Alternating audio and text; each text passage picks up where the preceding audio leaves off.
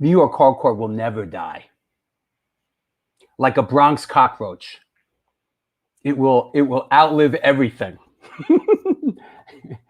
Nuclear holocausts, zombie apocalypses, pandemics, you name it. New York hardcore. Man, that was something else. Yesterday was an incredible day. And I know there's a lot of people freaking out about what happened yesterday. A couple of things about that. Let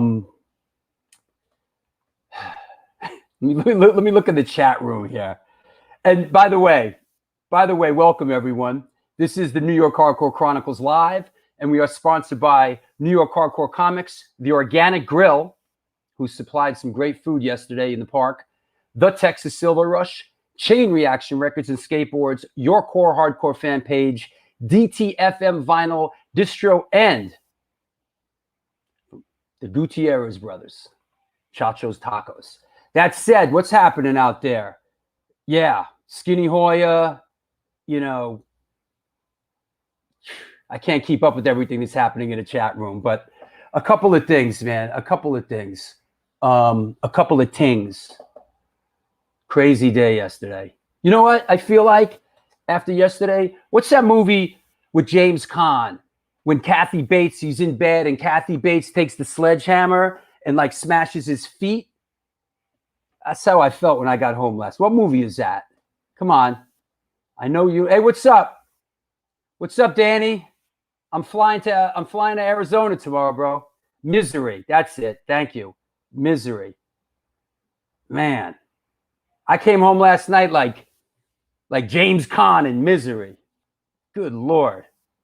You know, I want to say, let me find, I got something to say from, yeah, first and foremost, with everything that's going down, you know, a lot of, you know, some grief. Listen, we knew it was coming. You know, knew it was coming. Right? I want to share it. Here you go. I don't know if you know, some of you people out there, right, who this is in this picture with me, right? This was taken yesterday. For those who may not know, this is Cousin Joe from Black and Blue Productions. And this is a guy I have a lot of respect for. He's got a lot of guts. Got a lot of balls, this guy. And me and him, we've done some great stuff together. Some big stuff. We do big things, me and this guy. And like I said, a lot of guts. Yesterday, what he did, you know, he was the catalyst. A lot of guts, man. I got to say that. And we're a good team. We work well together. But yesterday was incredible. And, you know, there's a lot of heat. You know, we're starting to take some heat about the show and what happened. Look, we knew people were going to be coming into the park. We sure did, but we didn't think it was going to be like that. You know, I mean, that was outrageous yesterday. And it's like John says, after 14 months, it was good to get out. And, you know, I want to say that I'm speaking for myself here. I'm vaccinated, and I'm fully vaccinated, and I was in the park yesterday, and I wasn't wearing a mask. I don't always see eye to eye with Cousin Joe, and I certainly don't always see eye to eye with John Joseph. But I will say this: we stick together, and we're all part of this thing. And that's what makes something like yesterday so great, is so many different people came into the park. If you didn't want to be there, you didn't come. If you wanted to wear a mask, you can wear a mask. If you want to, you know, that's what makes this thing what it is. Days like yesterday, you know, and now we're catching a whole bunch of grief, but that's okay. That's how it goes, you know.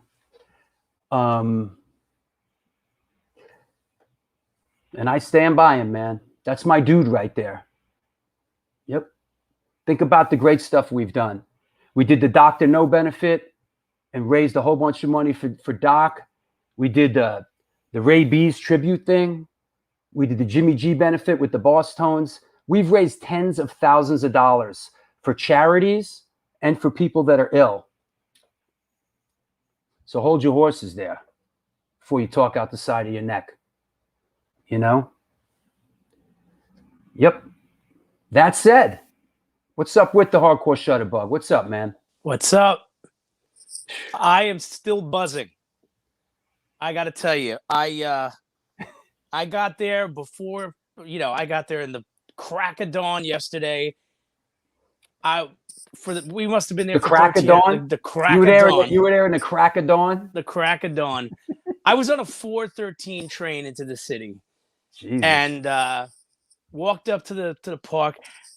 I got home. I went to the night before the show felt like Christmas Eve to me, and coming home, I went to sleep, just waiting to get to the pictures. There he is. Mad well, Joe. listen, we're gonna do photo of the day, but let's not get into wrong answers only, please. We don't want to go down that rabbit hole. So let's just photos of the day. What do we got here? That is Mad Joe, Wisdom in Chains, as usual, just ripping the place up. And God, I mean, and they were the last band added to this bill. They were great. They brought it, man. I'm a Wisdom in Chains fan. They have gotten better with every single record. They get better and better, this band. I think they're fantastic. And what else we got there? I'll continue to make my point as we roll along. I won't rub my mic. Don't rub your mic. And Sid the Kid said he's buying you like a separate mic. I got a brother named Mike. Get on the mic, Mike. All right, what do we got here? Whoa, I know this guy. Look at him. He flies. Look at that. He's in the band that I front. I know that as that's Blood Clot. That's Blood Clot with Tom Capone. Yeah, and look, Fryette Amplifications. Oh yeah, shouting out Zum and Fryette, who actually, I know people are psyched. Zum is coming on the show today. We're going to talk gear with our guest. So they flying with the Fryette.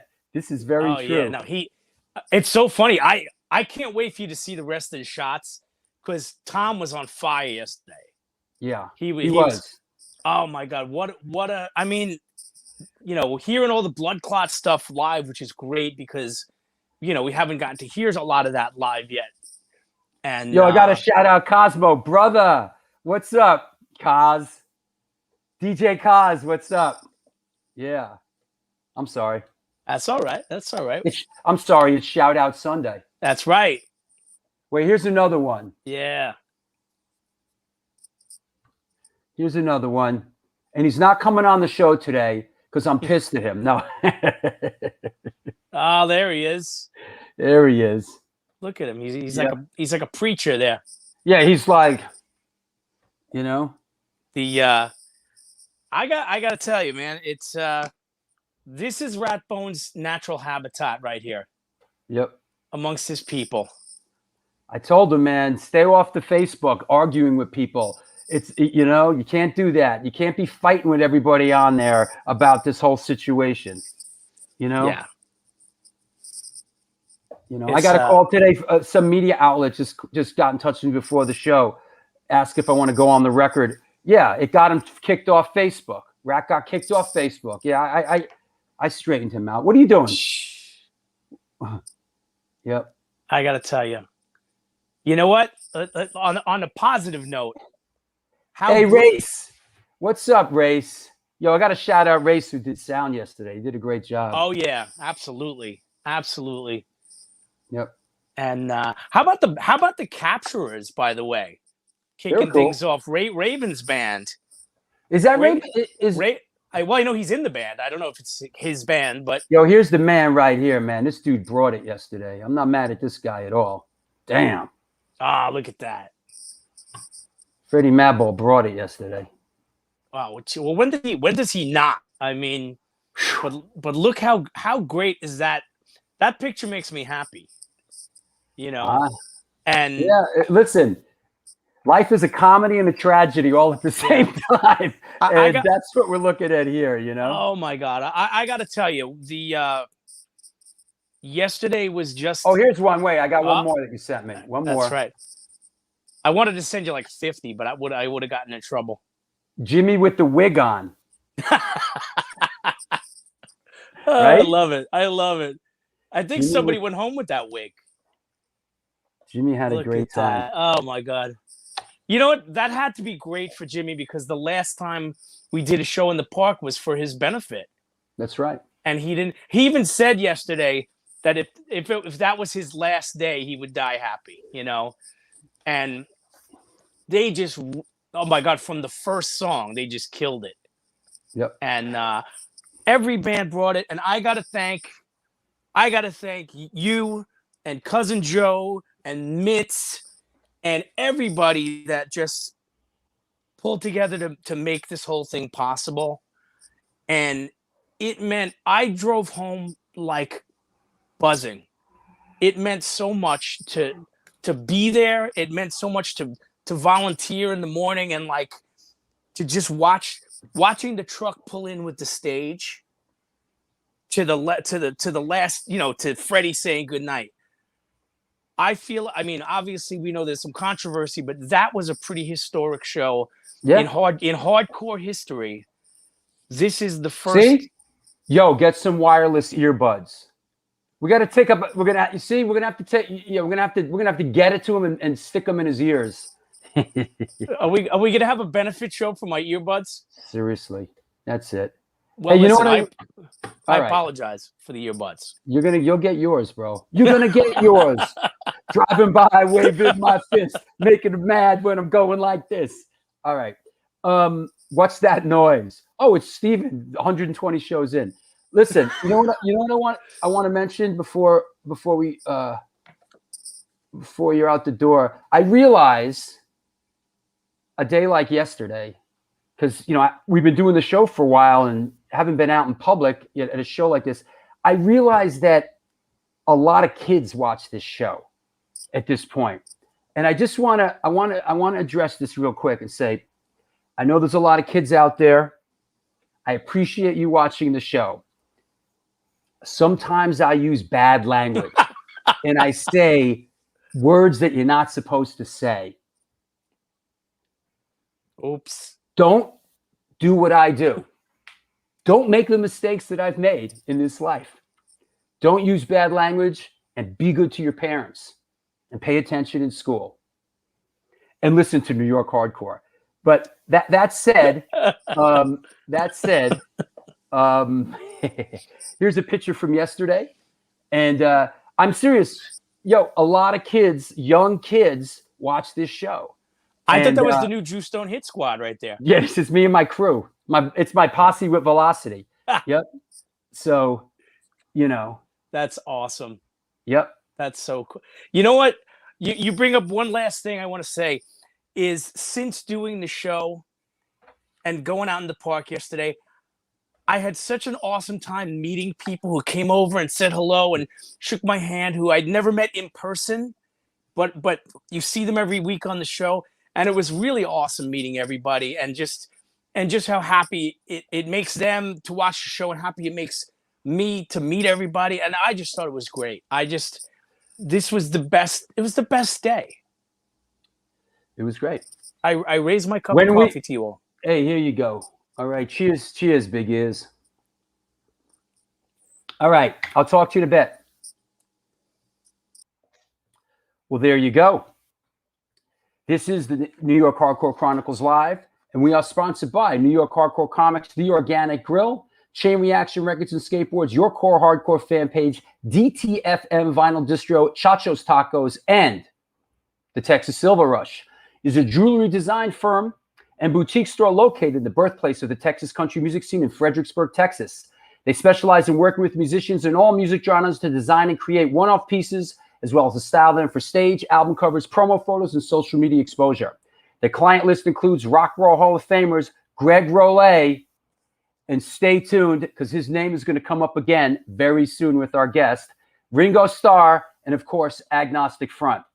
During this current pandemic, all information and online sales are being taken at their Facebook and Instagram page, and of course, www.texassilverrush.com. Also, while we're at it, Your Core fan page. In the wake of the pandemic, Your Core Chris created Your Core fan page. Utilizing lessons learned from over 20 years of being an educator and social worker, he decided to try and reach where hardcore punk and the surrounding genre of bands create not only their music, but their message. The interviews are from a psychological perspective to harvest motivation. Personal insight and perspective. Please reach out to them on Facebook or Instagram if you have content to share or you want to promote your band, Your Core Hardcore fan page. I want to announce what's the next show? What's the next show? What's in the box? The next show coming up a week from today. That's right. Rob Escheverria from Rest in Pieces, Straight Ahead, Helmet, Biohazard will be on the show 1 week from today. Mr. Rob Escheverria. That said, also, let me get another one in here. What's after Rob? Oh, after Rob. This should be interesting. This one. Right. Oh, boy. A couple days after Rob is the A7 Back to the New York Hardcore compilation Roots release show. The link is going up a couple days before that. And we have the show in the park a couple days after that, which I'm not holding my breath. I would not be surprised if the permit gets pulled for the show in the park after that display yesterday. You know? It's all good, though. You could pull these permits. You can't take yesterday away from us. Whatever. You know? But it's getting crazy. And I hope not too. We all hope not. But yesterday was really outrageous, man. You know, life is like that sometimes, you know? What can I say? Here we go. Let's line it all up here. Everybody get ready. Fasten your seatbelt. And away we go. Today's guest is an American guitarist, songwriter hailing from Washington, D.C. A career musician, he's known for his work with Government Issue, Dag Nasty, The Meatmen, Doggy Style, Careless, Junkyard, Beach Rats, Fake Names, and of course, as a founding member of Minor Threat. Lest we forget, for the past 25 years and 10 studio albums, he has been an integral member of Bad Religion. Please welcome, coming at us from the Garden State of New Jersey, our old friend, Mr. Brian Baker. Hey, man. Hello, fans of New York Hardcore. I'm glad to be here. Hey, Drew, how are you? I'm good, buddy. Thanks for coming on. Sure. It's How's raining out. It's Sunday. What could I possibly have better to do than this? Come on. Thank you, bro. We appreciate it. And we're going to have some fun. Tell us what happened when the zombie apocalypse hit? How did things change for you? Did you guys have shows booked, or bring us up to speed? Yeah, when the zombie apocalypse hit, the last Bad Religion show I played, I think, was in December in Australia of 2019. And we were going to go out starting in April for our 40th anniversary tour, which was going to take us into, middle of 2021. I mean, we had our first shows. We have a US tour booked with Alkaline Trio. And then all this hit. And so we basically just pulled it. I mean, there was really nothing we could do, obviously. It didn't even get off the launch pad? No. I mean, we were kind of early adopters. We have kind of a thing in Bad Religion, which is just watch what Pearl Jam does and do what they do. Because they're smart guys, and we're very aligned in a lot of ways politically, and they're friends, and they pulled in like 5 seconds. Like, that's it. and they didn't do that like, well, we're not going to pull it so you don't get your money back yet. Like, we just refund gone. And there was really, there's nothing that could be done. And I look forward to getting back at it. But for me, it's, I'm home all summer. I mean, we're going to see about October. I have a lot of friends who are going out. I have friends who played yesterday. And I'm jealous, but I can't do that. I can't do that. And you don't want none of this, man.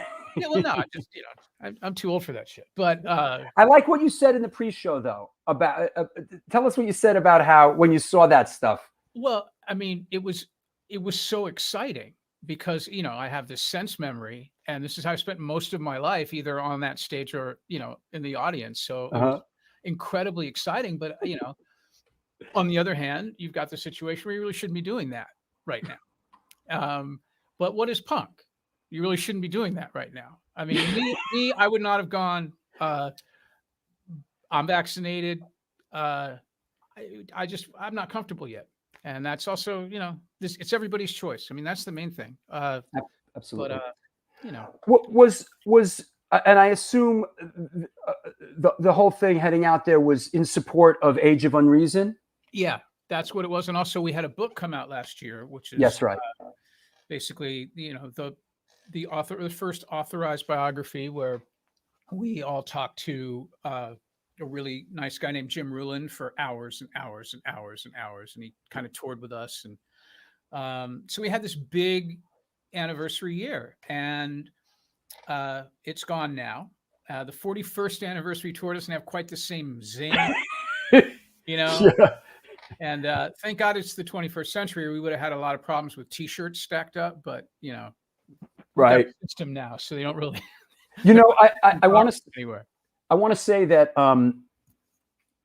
whenever a guest comes on like yourself, I do a bunch of homework, and I delved into the Bad Religion catalog and wanted to listen to the stuff that you've played on in the past bunch of years. What first came up was Age of Unreason, and I couldn't get off it, bro. I mean it. I listened to it, I loved it, and I just kept listening to it again and again. It is really, I must say, it is really a great record. I really appreciate that. I love it too. It's cool that our latest one is the one that kind of hooked you. I got stuck. I swear I couldn't get down to True North and Empire State. I kept listening to that one over and over again. There's plenty of time, but I mean, what can I say? Brett Gurewitz and Greg Graffin write great songs, and I am grateful to be there to play the guitar on them. And it's just a crazy situation where here I am. I think it's almost 27 years actually. That's wild, man. Yeah, this is the 27th year. Yeah, and that was produced by Carlos de la Garza, right? Yeah, and Brett yeah. partners up whenever you have a production credit, because Brett's that's what he loves to do, and he he's a producer at heart. I mean, that's how this whole thing started. Yeah, many years ago. Well, you know what? That reminds me. Let's put this up and let's address this.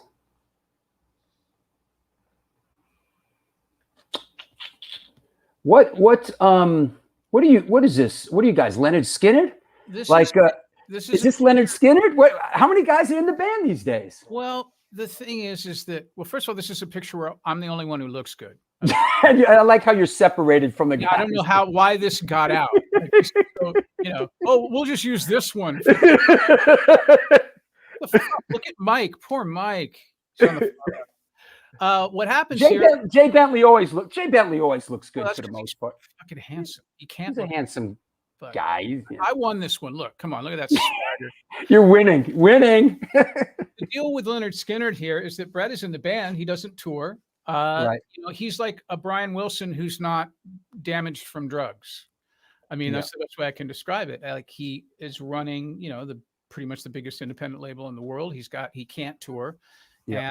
And that's great because it's like the best of all worlds. Mm-hmm. And does just a question about the songwriting process. Do Brett and Greg work together and sort of, cook that stuff up and then present it to the band? And No, they work completely separately. And they both have studios in their houses, and they both put together incredibly detailed and intricate demos.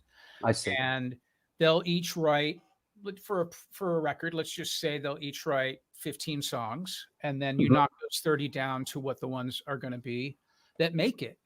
And I have, once before you knock them all down, we all get together and start playing them as a band. And that's really, that's a big way to see how it works out. But yeah, I have a pretty good idea what those guys want, because I've been doing this for so long. And I know that, Brett hears things that he can't play, but I have enough experience to be able to just go, oh, I know what he means. And then play the things like, that's the thing. I'm like, yes, that's the thing, and then, the thing. Yeah. And Greg writes most of his stuff on piano. Wow. So there's some translation there. It's also fun to play punk rock in piano keys, which is interesting. But yeah, is there wiggle room for you to? Yeah. I see once in a while there's a Baker, Brian Baker songwriting credit. I mean, yeah, I obviously I have an opinion on things. I bring different ideas. Like, hey, why don't we do the riff this way?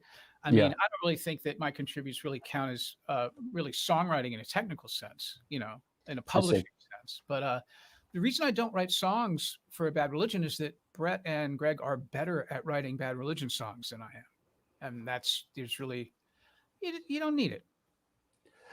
Well put. I mean, and I mean, it must be really great. And I know you've been in the band a long time, but it must be really great to be in a band with a bunch of guys that operate at that level, It's great to be in a band with my best friends, for sure. Fantastic. These really are. I mean, we've done so much together, and just even talking about the pandemic. I mean, the problem was obviously we missed the shows, but mainly I miss being on the bus with my guys and the people who have been with us, who work with us. I mean, all of our techs and the people that hang out with us. I mean, we've had them for decades, and this is like my absolute extended family. And now it's a Zoom call, which is, has value, but come on, what it is. Right. Yeah. Let's talk a little bit about how you came up and, where'd you grow up, how you came up, and how did music come into your life? Well, I grew up in Washington, D.C. I was actually born in Baltimore, but my parents, my father worked in television, so he jumped around a lot. And I was in DC by the time I was maybe, I don't know, 2, something like that. So I don't remember anything before DC. And I mean, I was just I think I just got into music early because I was at a school, kind of a hippie school, and they were, you called the teacher by their first name, and you could bring your dog to school, and there was a lot of music around. And my parents also had a lot of music around, because my dad worked at a TV station. You get all those freebies, all the promo copies. So, my parents had a pretty rad record collection for the time. And, we forget that parents were once young and cool. I mean, now, of course we aren't, but so I had, my parents would be, playing Rolling Stones records and Beatles records and Elton John and, Zeppelin and all this stuff. So I had that advantage. And the whole guitar thing started just really quickly. I believe I was in 3rd grade. I don't know how old you are when you were 7 or 8. And at the end of every school year, there's an annual thing called Field Day at my school. Georgetown Day School.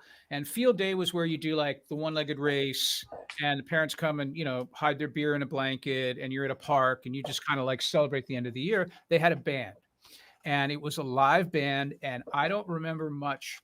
I'm sure they played covers, and they were grown men, which means they were probably middle schoolers, like they were teenagers.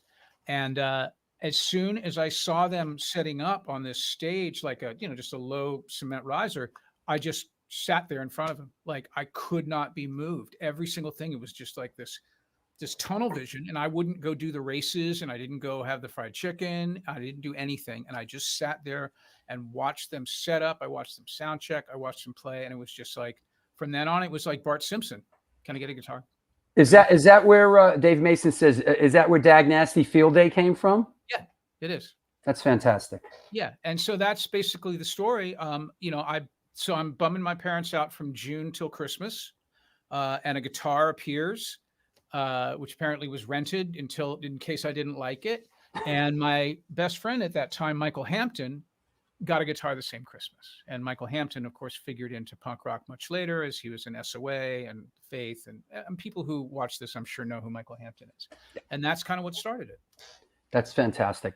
And so I want to talk about this photo here. This is and we're painting in wide swaths here. We're gonna go wherever the horse leads us. But this photo, this is an incredible photo. What's happening here? Look at the Fry boots.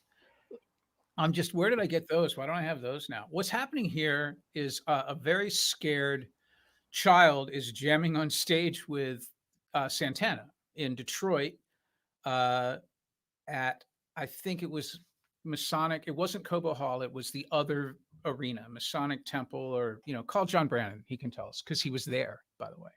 John Brannon from Wow. was in the audience. I found this out later, of course. That's great. Yeah, so that's what you're seeing, and I'm just following along, like soloing. And the reason I'm there, the short story is that I went to school. I was living in Michigan at that time because my dad moved to a different TV station, and I went to school with I was in a cover band at school, and the drummer's dad owned an awesome seafood restaurant in Detroit called Joe Muir's Seafood, and these guys in Santana went there every time they went to town. And I get that because, like, there's certain restaurants like Red Iguana in Salt Lake. Like, I've gone there every single time I've been in it's standard operating procedure. It's just you have the restaurant you go to in the city. Yeah. So my drummer's dad got us backstage passes and kind of left us at the show. And one of their tour managers took us around, and they were showing, you know, we're just doing the walk backstage. You've been backstage at like kind of an arena show where it's just sort of like sports oriented. And I go into this locker room, and it's the guitar tuning room. And there's like 20 guitars on stands and a guitar tech there. And I'm like, whatever I am, 12. I just walk right up and start playing one of the guitars, just pick it right up. Like, you know, it wasn't the Carlos, you know, special, but it was like I just started playing guitar. Was Carlos playing those? What was he? I think it was still a Yamaha, and from that picture, it looks like it is too. That 2000 shape. Because he went to Paul Reed Smith after. Way later. No, I don't know if there was an interim, but maybe he was an early adopter of Paul Reed Smith, but that's probably in the mid 90s. Got it. And so I just kind of sat there and jammed, and instead of taking the guitar from me, a bunch of grown-ups stood around and looked at me. And I'd like to qualify that, like, I probably reached my peak right around 12. Right. So, you know, I'm on cruise control since then. So at the time, I could play guitar enough to be like, well, look at that tiny kid play those Santana songs. Wow, that's great. And basically, it just comes to this. We're watching from the side of the stage. Encore comes on stage, you know, back for the encore. I look up. The drummer is playing, Billy Muir is playing bongos. He's way up on stage. Like, what the fuck is he doing on stage? He's going to get in trouble. Guitar and puts it over me. And by the way, it is a Les Paul Sunburst. And this is in 78?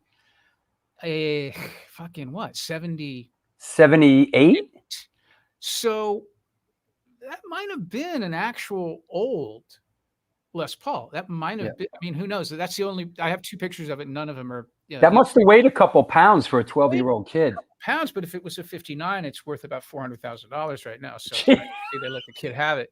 Yeah. And they just brought me on stage, and Carlos leaned down and said, "What's your name?" I said, "Brian." And he went to the mic. "This is my friend Brian." And they clicked into a song that was in G. And for the story, I like to say it's Black Magic Woman. I have no idea what song it was. Right.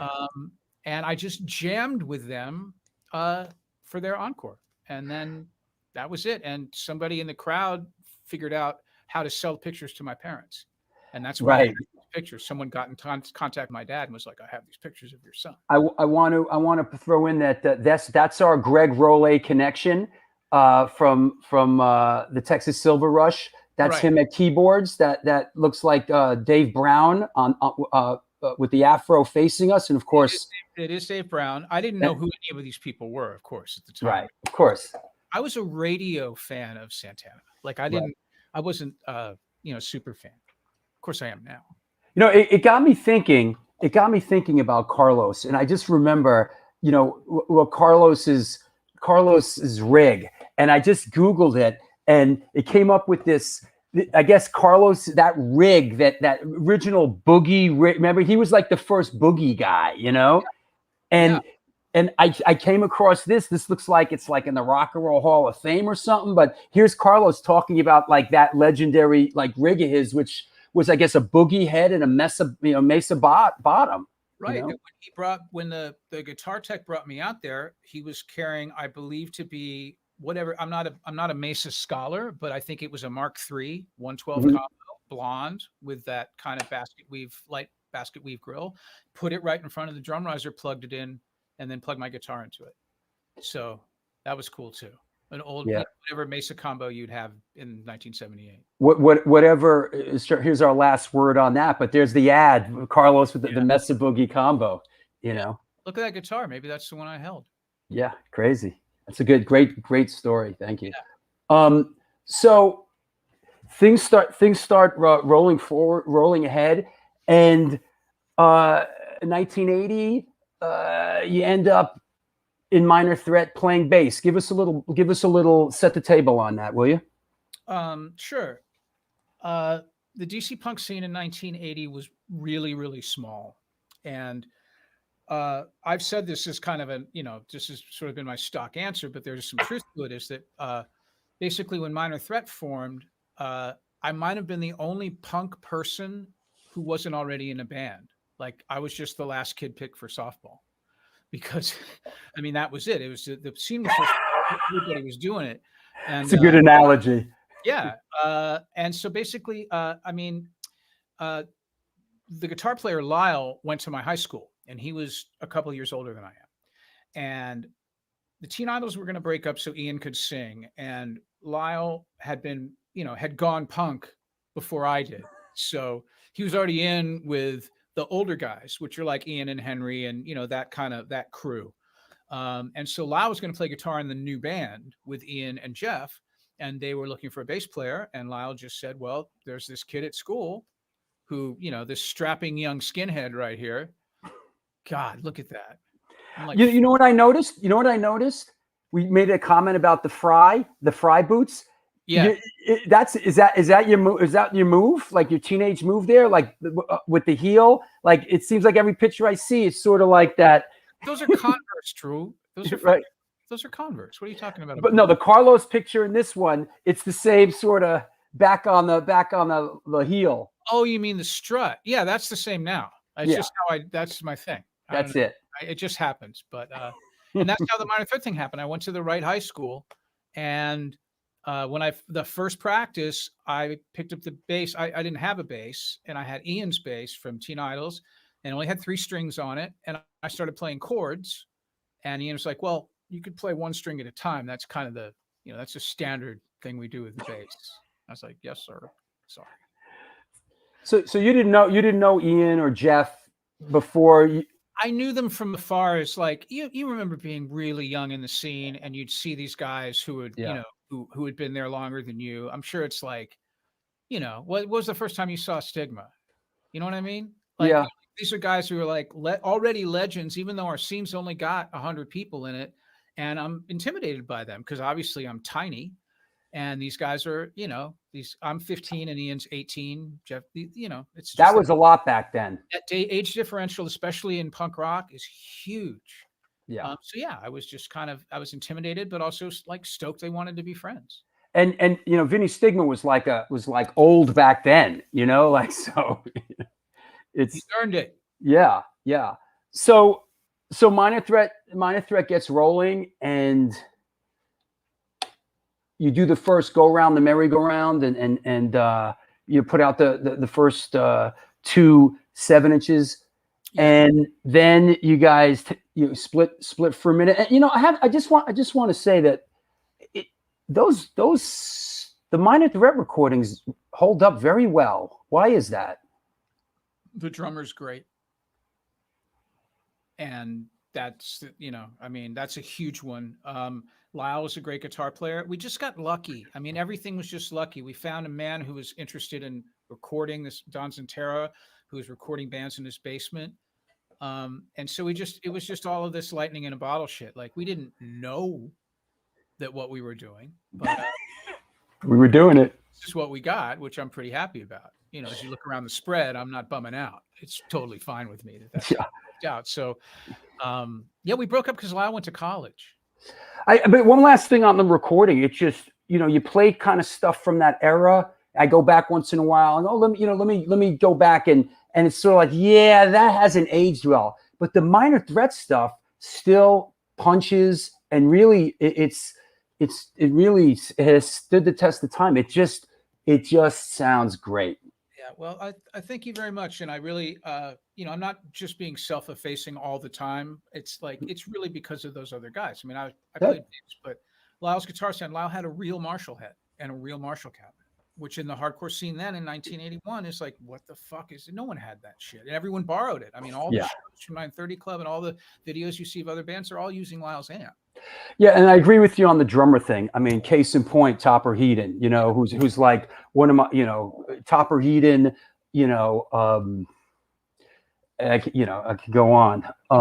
Instantly, it's just, you just got lucky, and we don't even need to open the door to who's singing and what the fuck he's doing. I mean, this guy is certainly, a genius, even though nobody, you know, I didn't even know what that was then, but look at him. Mark Tulch just did a what we have is a what do you call it? A super chat. He said, I was really nervous asking Brian to sign a Minor Threat record in '96 when he toured with Bad Religion. Didn't know if there was any bad blood early internet. None. No. No, apparently not, Mark. We're good. No, we're good. Yeah. So we hang out often. It's kind of cool. You know, I was going to get to that. Might as well just deal with that now while we're here. Lead the way here. I'm just, you know. No, it's good. This is the way I like to do it. I'll just hang out here. Yeah. No, we go wherever the power of inertia takes us. Who is the catalyst behind this stuff? Like, who says, "Hey, man, let's recreate that photo"? Jeff Nelson. Oh, okay. Jeff That's Nelson cool. is the group historian and collector. Wow. Not a hoarder, collector. And we have taken this same picture many, many more times. It's just kind of a tradition now. And only, you know, this latest one was the first one we took since I had an Instagram account. And that's why it's up, because the other ones I didn't have one. And, you know, it's just a thing. And also that house is the same. I mean, the fact that all that stuff, if you look at this picture, it's interesting. You'll see that I'm on an upside down Pepsi crate, which was a statement. Coke rules, fuck Pepsi. It was a carefully crafted statement. By this shot, the Pepsi crate had gone missing, and I'm sitting on top of a DAT machine that was roughly the same size. About a couple months after I took this picture, I found a Pepsi crate in New Jersey that is identical, and I sent it to Discord House. So next time this happens, we will have the fucking Pepsi crate. That's great. I felt that was one of my best moments, is finding that crate, that junk shop. It's the details that are important. Very important. Yeah. I want to. Okay. Minor Threat goes around the first merry-go-round. There's a little bit of time there. You turn up in Government Issue, and I have photos. These are photos that I have in the archive from the Boston hardcore film that I directed that have never been seen before. And here's one of them right here. This photo here. Interesting photo. You're on stage there. I'm at the Chancery, and I see Alec Mackay. I see Colin Sears. I see Ian. I see a guy named Clark. Wow. I see Alec Bourgeois. You see Alec. Alec, yeah, with the blonde hair. Mark Haggerty from Iron Cross, and Chris from Circus Lupus. God, there's so many people here. Yeah, you see, if you go from Alec to the right, see the kid with the skinhead. Yeah, and then the kid with the black sleeveless shirt. Okay, the black sleeveless shirt kid is Chris Bald, and right? the kid And that's then named Clark. I've forgotten his last name.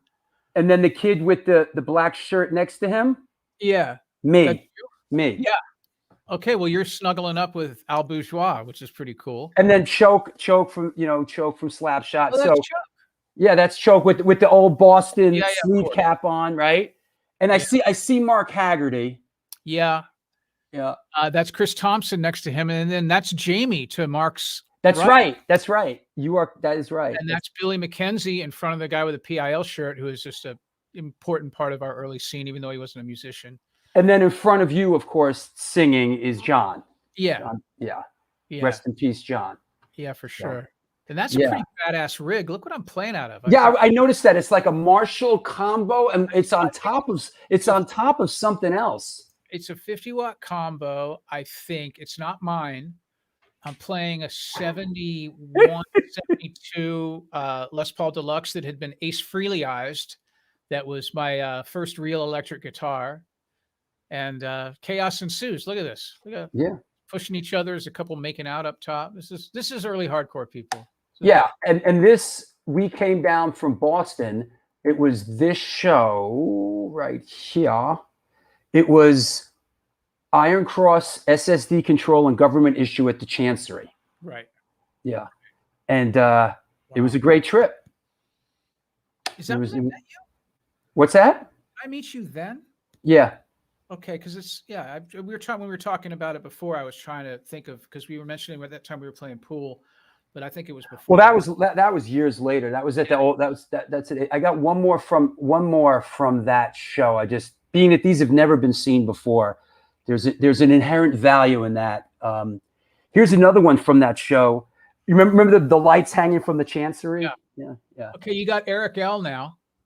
Eric L is now on the step, and you see Tom and Mark Alberstadt. You have Mike Fellows in the pit in front of Ian Mackay. And he's still Chris Ball. And Tom Lyle's playing bass back then. He's playing bass, and there's Al Baril, who you just talked to. Yeah. To the left of Chris Bald. Yep. Fucking. Yeah.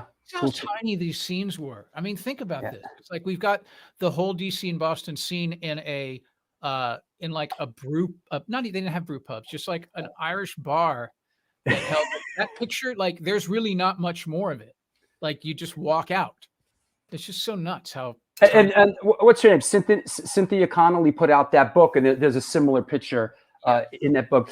And when you guys came up to Boston, I don't know if you remember when you played Gallery East. It was a little art gallery space that we used to do hardcore shows in. Right, and you look at those pictures, and there's like 70 people there running into each other.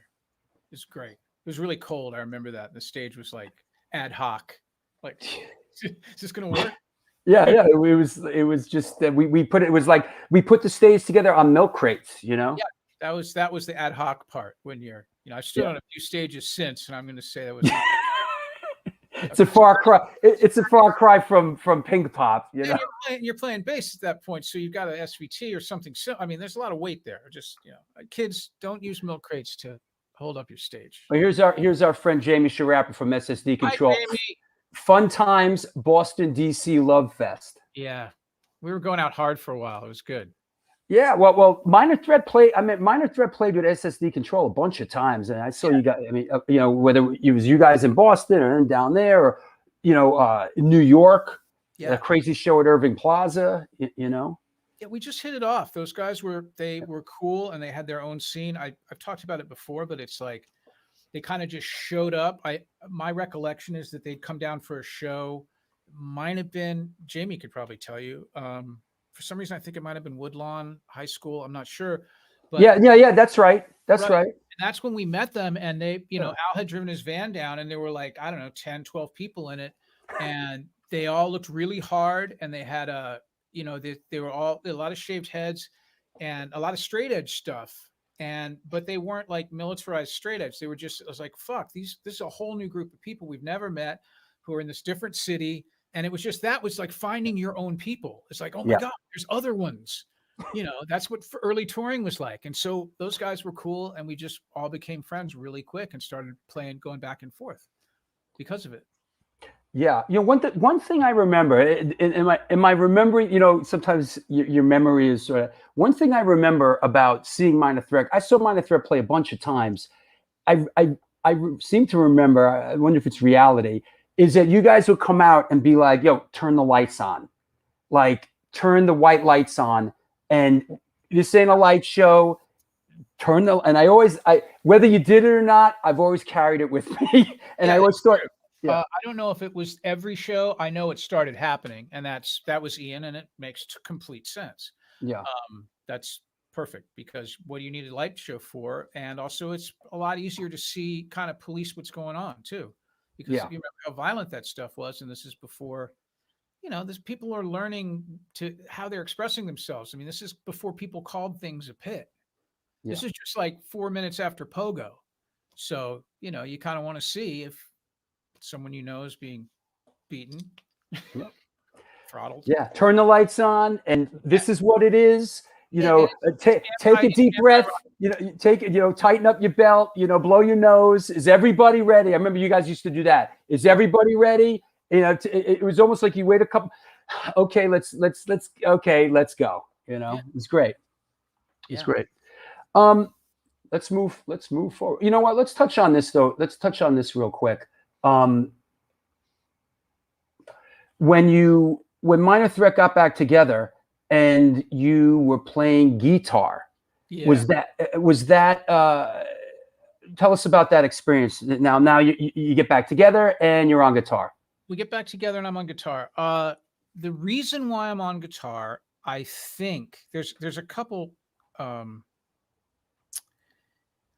Well, when we get back together, at first, I don't think I'm initially on guitar. I'm back. We get back together, and I don't know. Someone, this is my problem. I don't think we got back together as a 5-piece. We got back together as a 4-piece, and then we became a 5-piece. Is that right? Yeah. And the reason we became a 5-piece, if I'm not mistaken, we got back together. We toured. And I traded my bass to Chuck Dukowski from Black Flag, and he had a Dan Armstrong Lucite bass, just like Greg Ginn's guitar. And I traded my P bass to him. And that was now my bass. And I know there's pictures of me on tour. There's pictures of me in Texas playing that bass on the way home. And I got home and I took the bass into we had a guy who was just like, he's just this kind of his own little indie music guy who did all this, he just really liked punk bands and he helped us all out, and he'd fix all our broken guitars and encouraged us to buy Les Paul Juniors when they were $250. And of course I didn't know then, but most people did. So I didn't, I'm an idiot. I gave him the bass to like get it, intonate it, whatever. And he's like, this bass is really cool.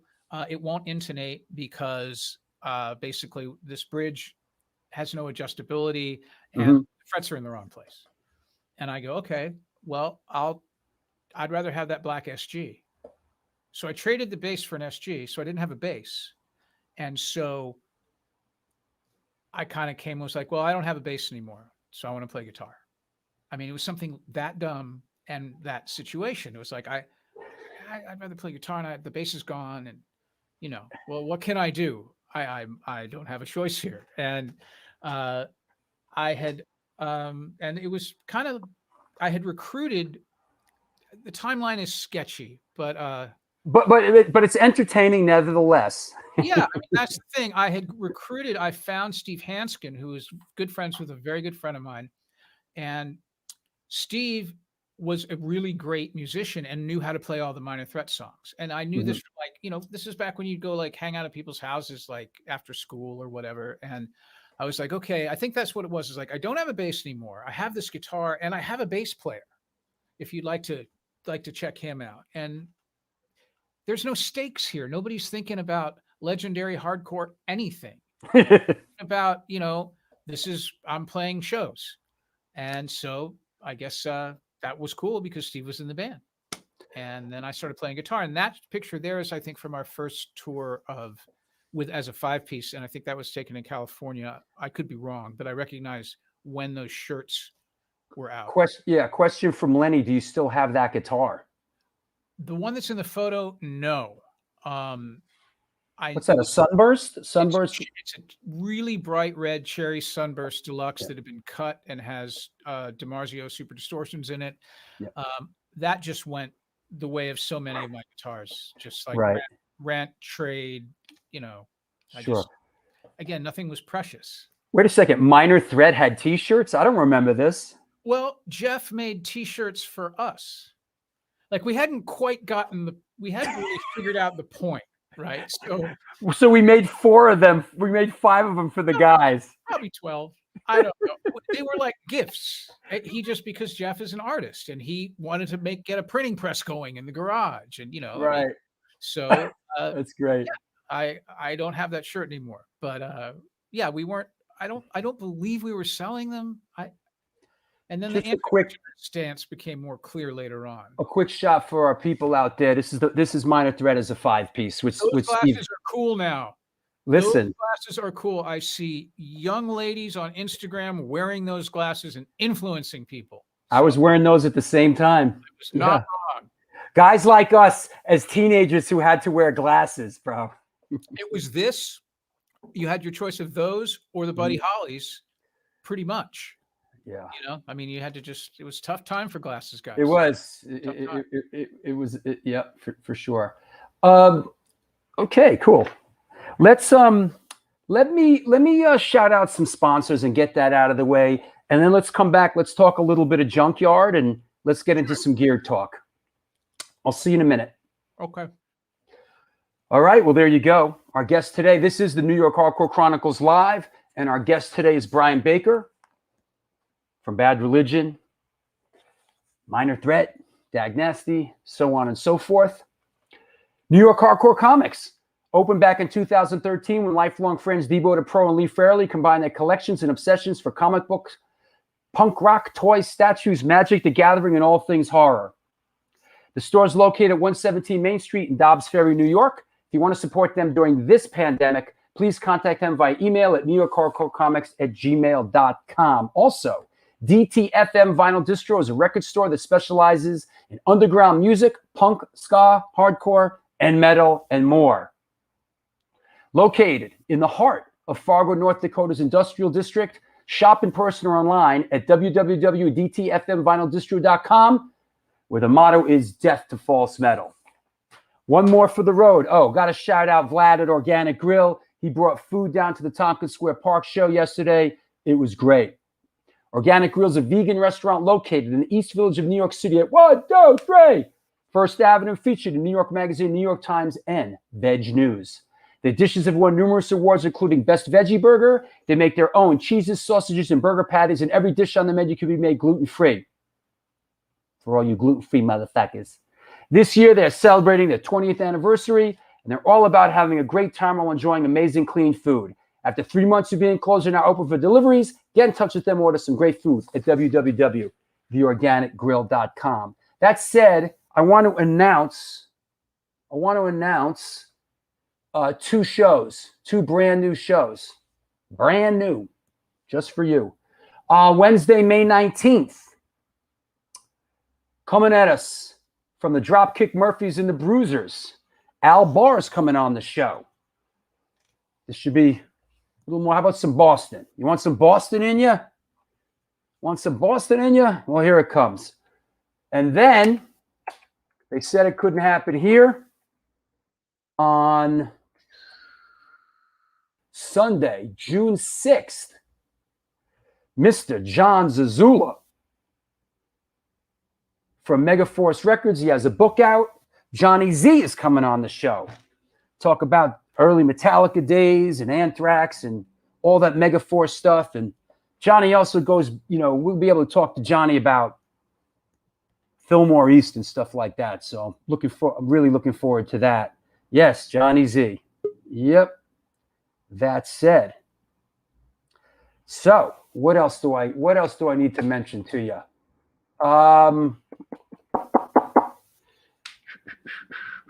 Oh, you know what? See a couple new faces out there. There is a Patreon page. You might be wondering how you can support this show. This show is like Channel 13. It's like public funded, you know? So please come join the Patreon page, be a part of it. I've said it many times. It's our community within our community. I post all kinds of never before seen photos and footage. And every other Wednesday, we do a Patreon only show with guests. So please support the show. Don't be shy. There's a PayPal address there as well. If if the statistical density is a bit much for you, there is a PayPal address as well. So that said, I think I covered pretty much everything. So stew on that.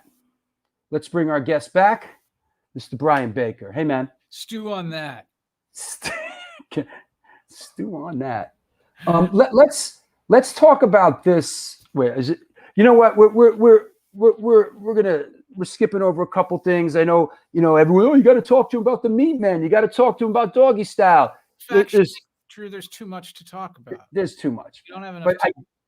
But one thing that has come up again and again, people are like, cannot be. We must talk about, and that's Junkyard. Bitchin'. Yeah. And this is a band. This is a band that I loved. I thought Junkyard was great. I loved it. I loved the first record you did on Geffen that Tom Werman produced. Yep. Who did the Cheap Trick stuff and he did the early Crew stuff and Molly Hatchet.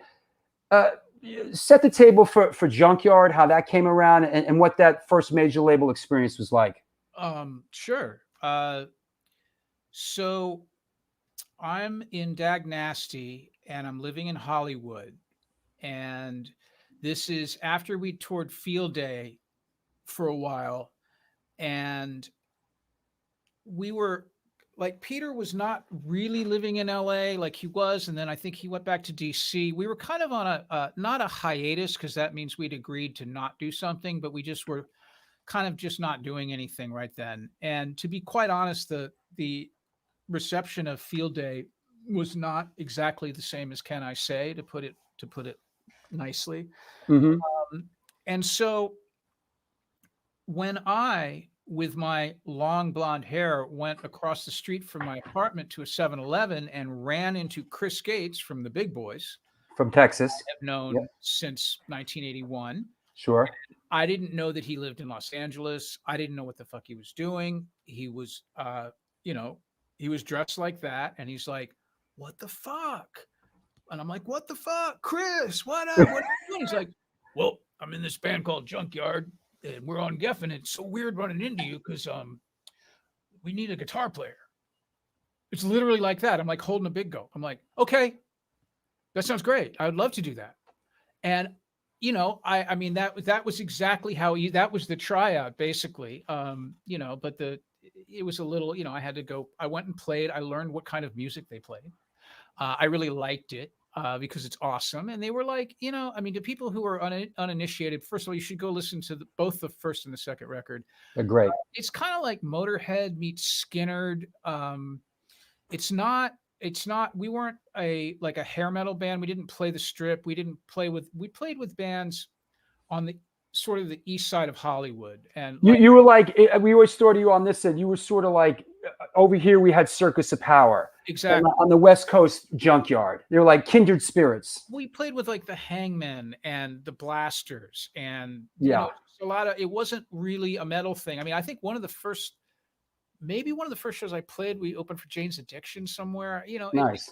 I'm fuzzy on all details, but especially these details, because Junkyard was my first, everything.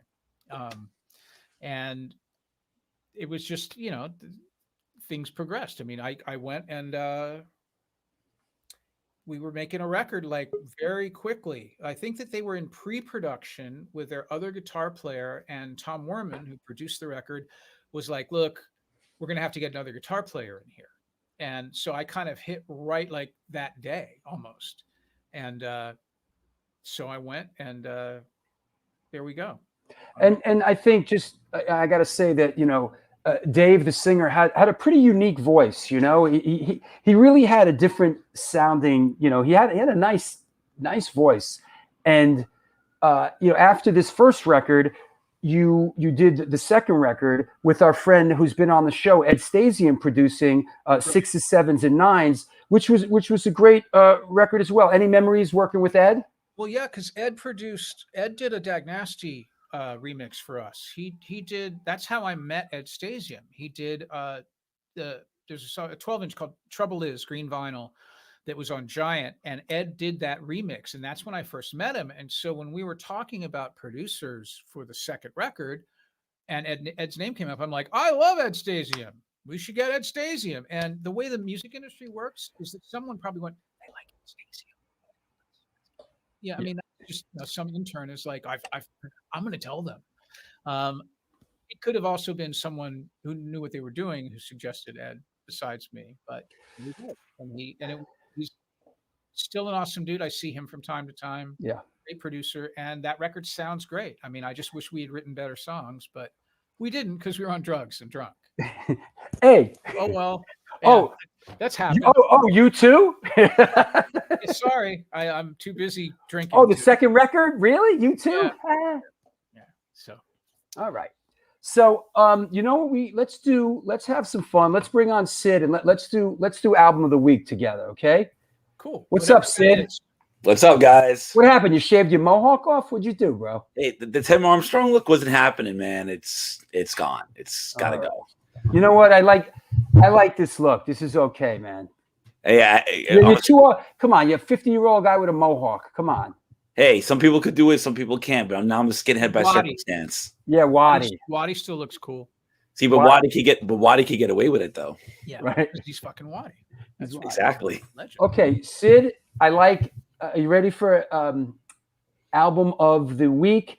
And this is okay. Here we go, ladies and gentlemen, boys and girls of all ages. Here we go. This is album of the week. Boom. Huge. Yeah, man. Exactly. Listen, you know, I just want to say this. We mix it up on this show. Yeah. Don't be scared. Don't be scared, kids. All right, Sid, tell us about this, and then Brian and myself will wade in. Go ahead. Well, even I had to do my homework on this one, guys. And let's put it this way: if I wanted to say what I wanted to say, it would be a 20-minute skip. But we're not going to do that. I compressed this as best I could.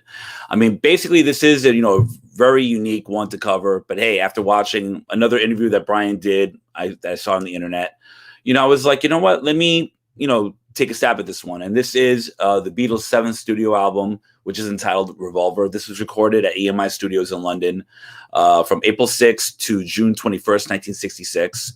And George Martin produced this album and was released on Parlophone, and probably butchered that, records on August 5th, 1966.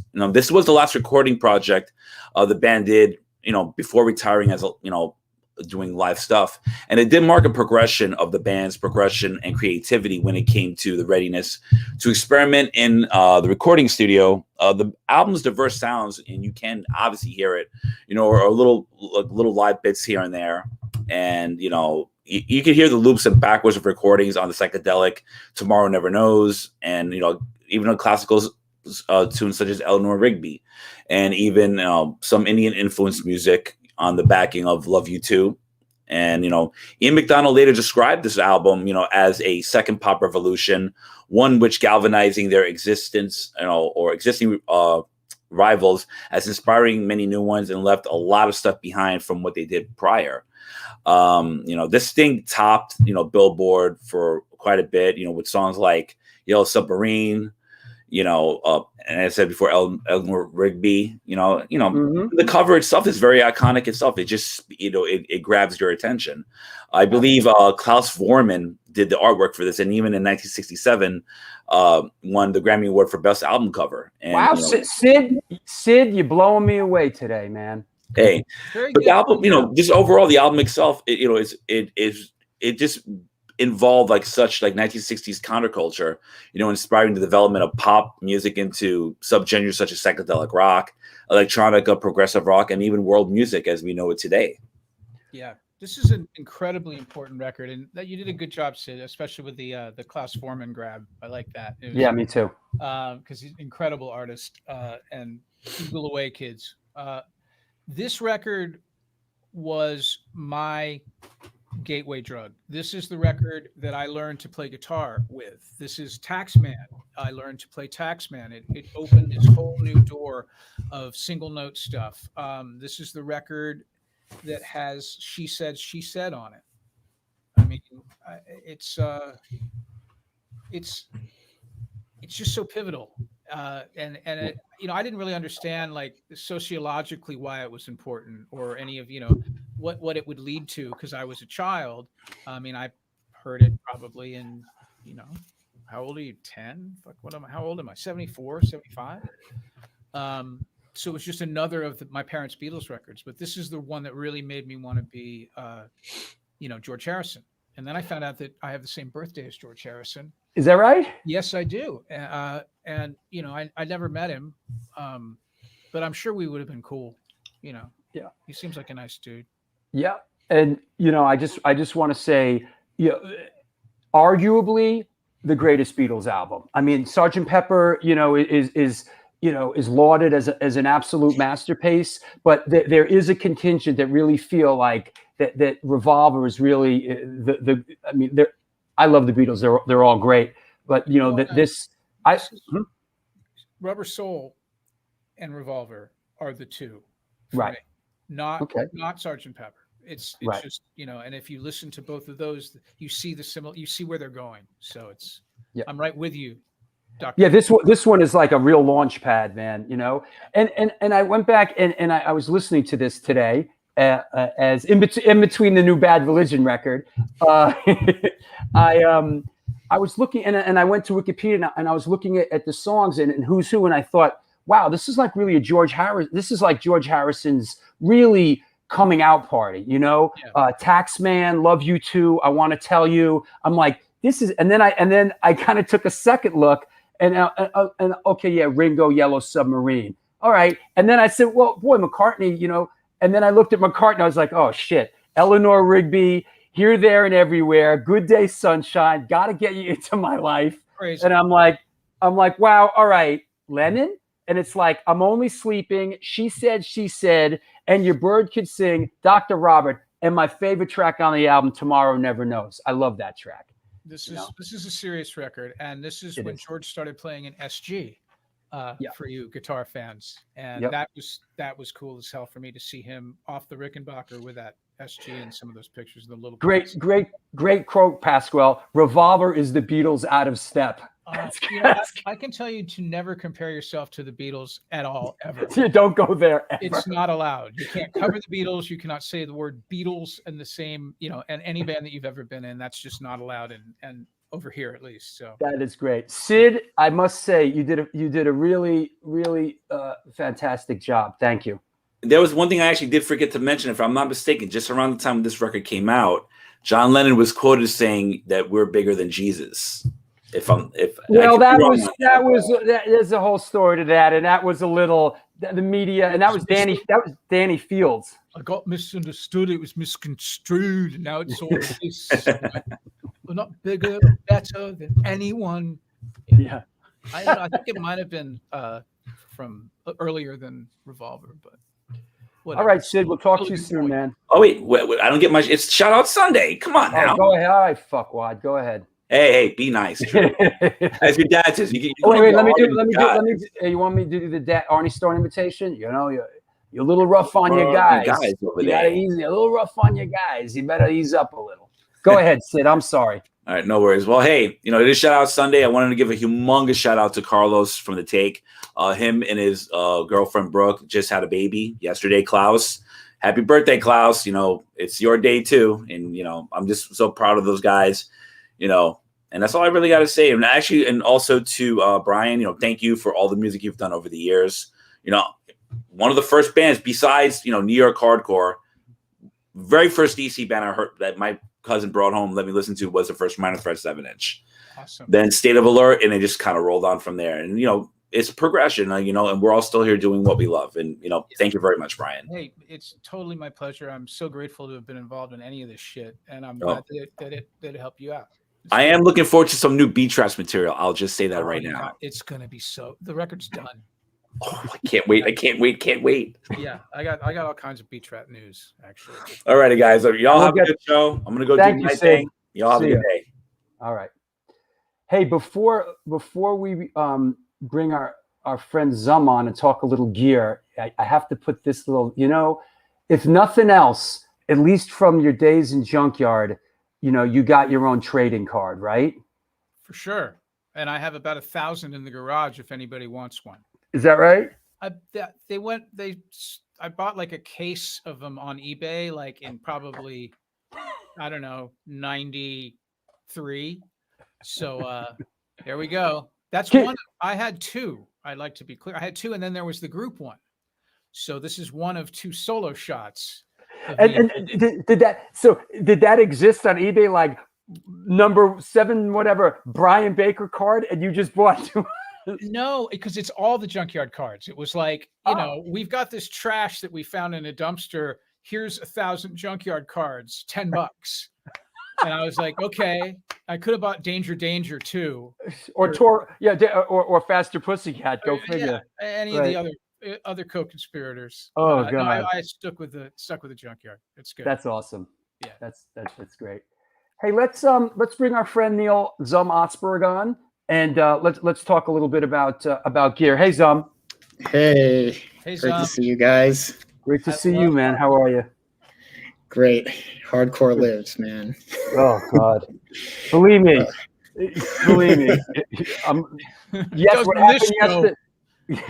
what happened yesterday is going to be reverberating for the Yeah, it's wild.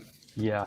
Well, let's start out with I'd like to talk about your guitars, Brian, and you're a Les Paul Jr. guy, and how did that start? And tell us about your passion for Les Paul Juniors. Well, I love talking about guitars more than anything. I love it, and I collect guitars, and I've gone through so many of them.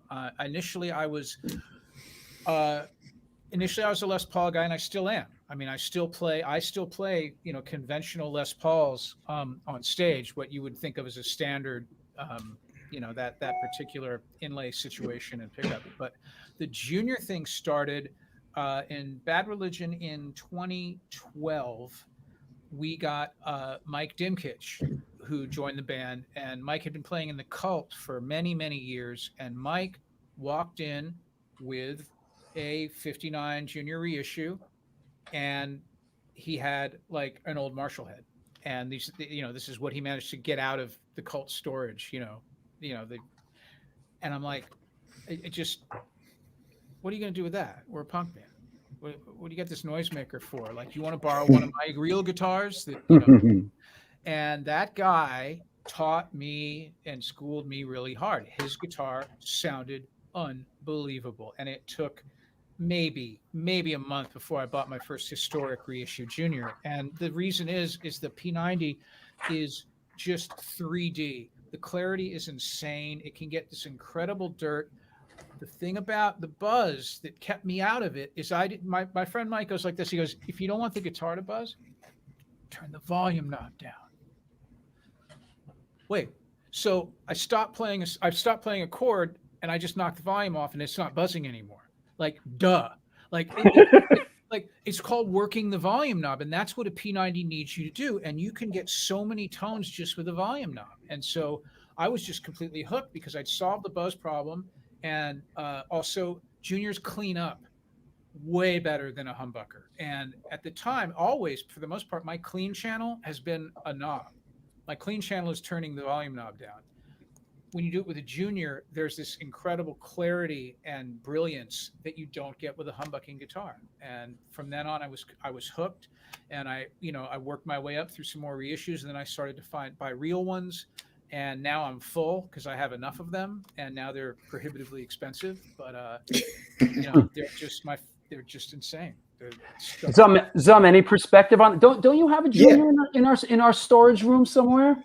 Yeah, I have a 59 Cherry double cutaway, and the thing about the volume control is, first of all, it sounds like ridiculous, but the taper of the knob fits the pinky perfectly, and the pots move fast on a vintage. So you can whip it down and whip it back up much faster than, a lot of these kind of soft touch kind of controls that they're sort of like, when you buy the expensive stuff now, Right. It has that thick, Well, it has smooth feel. That tactile feedback on the newer stuff too, whereas this is just kind of wild style, just like up, down, and there's so many different spots you can find. But yeah, that's a big thing. Those are old Central Lab pots, and I have had to replace pots in my old guitars with newer pots, and they still sound great. But you can, there's a difference. I mean, I'm deaf, so I can't really be a tone expert anymore. But it's just about touch. A question, Arthur Siegel, and for someone like myself who is not that versed, is a P90 a stacked humbucker? No, it is not. Though there are stacked P90 humbuckers, and I went down that road too. When I experimenting, and basically it's called noise canceling. If you have a P90 is a single coil pickup, like a Tele or a Strat, and if you have a second coil, it can cancel the hum out, and it becomes a humbucker, which is the standard. I didn't think it worked. I think that you sacrifice something of the brilliance of the P90 when you're doing a stack thing. You're still stuck in this humbucker situation, even though it looks like a P90. Right. And that's kind of like what I like about what you're doing in Bad Religion is that, a lot of people try to make one thing become something else instead of saying, I'm going to accept this for what it is. And a P90 is, and a vintage junior is by its nature a certain kind of animal that you have to like treat with a certain kind of respect. And it doesn't do everything, but what the things that it does better than anything else. And so like, that's kind of what, like one of the things that I wanted to meant a couple of things. So one thing is that, people are really hooked on pedals, these days. And Fryette is known for making high gain amps. And Sound City, our other brand, is not a high gain preamp. It's like you crank the master to get the power section to overdrive, and that gives you the good stuff. But it has a different kind of clarity. And one of the artists that uses Fryette stuff was recently interviewed, Aaron Turner from the band Sumac, and the person interviewing him said, "Wait a minute, you mean you get distortion from the amp? It's becoming like a thing that almost people aren't really, it's getting a little bit lost, that's where the good stuff is." And sort of, how you just, I know you just Les Paul Jr. into a Marshall and with a cord with a cord, right? Not a wireless pack. And so how much gain is enough? You know what? It's just enough. I mean, gain is so subjective. I've always, when you listen to the stuff I've played on, it's cleaner than you think it is. And I just needed just enough gain to be able to do what my brain says, this is what's going to happen. And it's, I grew up with a JMP or JCM 800, and you just put the preamp on 10 and you put the volume on whatever the volume was going to be. That was how distorted you played. And that's enough. And I learned how to play that way. And there are people now who might plug into a stock JCM 800 and go like, okay, I got to put something in front of this. This isn't really doing my thing.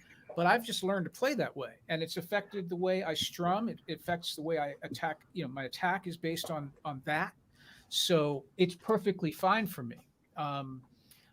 Also, I didn't grow up at a time where pedals sounded good.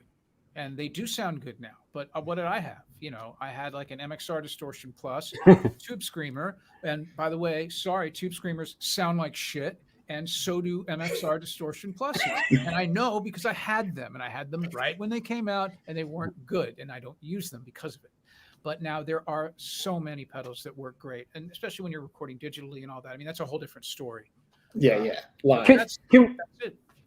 Can we talk a little bit about the Kempers and how you utilize that and what the setup is? Zum, for the layman, sort of lay out your perception of and then Brian can adjust it, but your perception on how Brian uses the Kempers and what their usual sort of mode is. Well, for those that are from, a Kemper is a digital modeling amp, and it's a digital, looks sort of like a head, sort of, with a billion knobs and stuff and menus, and it models every kind of amp you could imagine, with every kind of combination of pedals, EQs, the kitchen sink times 10 with cab sims, all in the digital domain. And when you plug in for the first time and you're wearing headphones, you might go, wow, I sound like I really know how to play. But then put that in the context of a real band, of a real mix, and it's washed at sea, you're lost, and you're gone forever. So there's a, and part of it is because it's so loaded up with so much stuff, so many effects and so much stuff that really the fundamental tone really isn't that good. But when you pile on all those reverbs and delays and stuff, it's it has a little bit of a wow factor. But what Brian's doing, I understand, is quite different than that. Well, I can speak to this. And yeah, the Kemper is an incredible piece of equipment, and it can do anything. My thing with the Kemper, see, I only got into Kempers because I was waiting for my Sound City endorsement, which hasn't really come through yet, but I'm certainly willing to talk about that.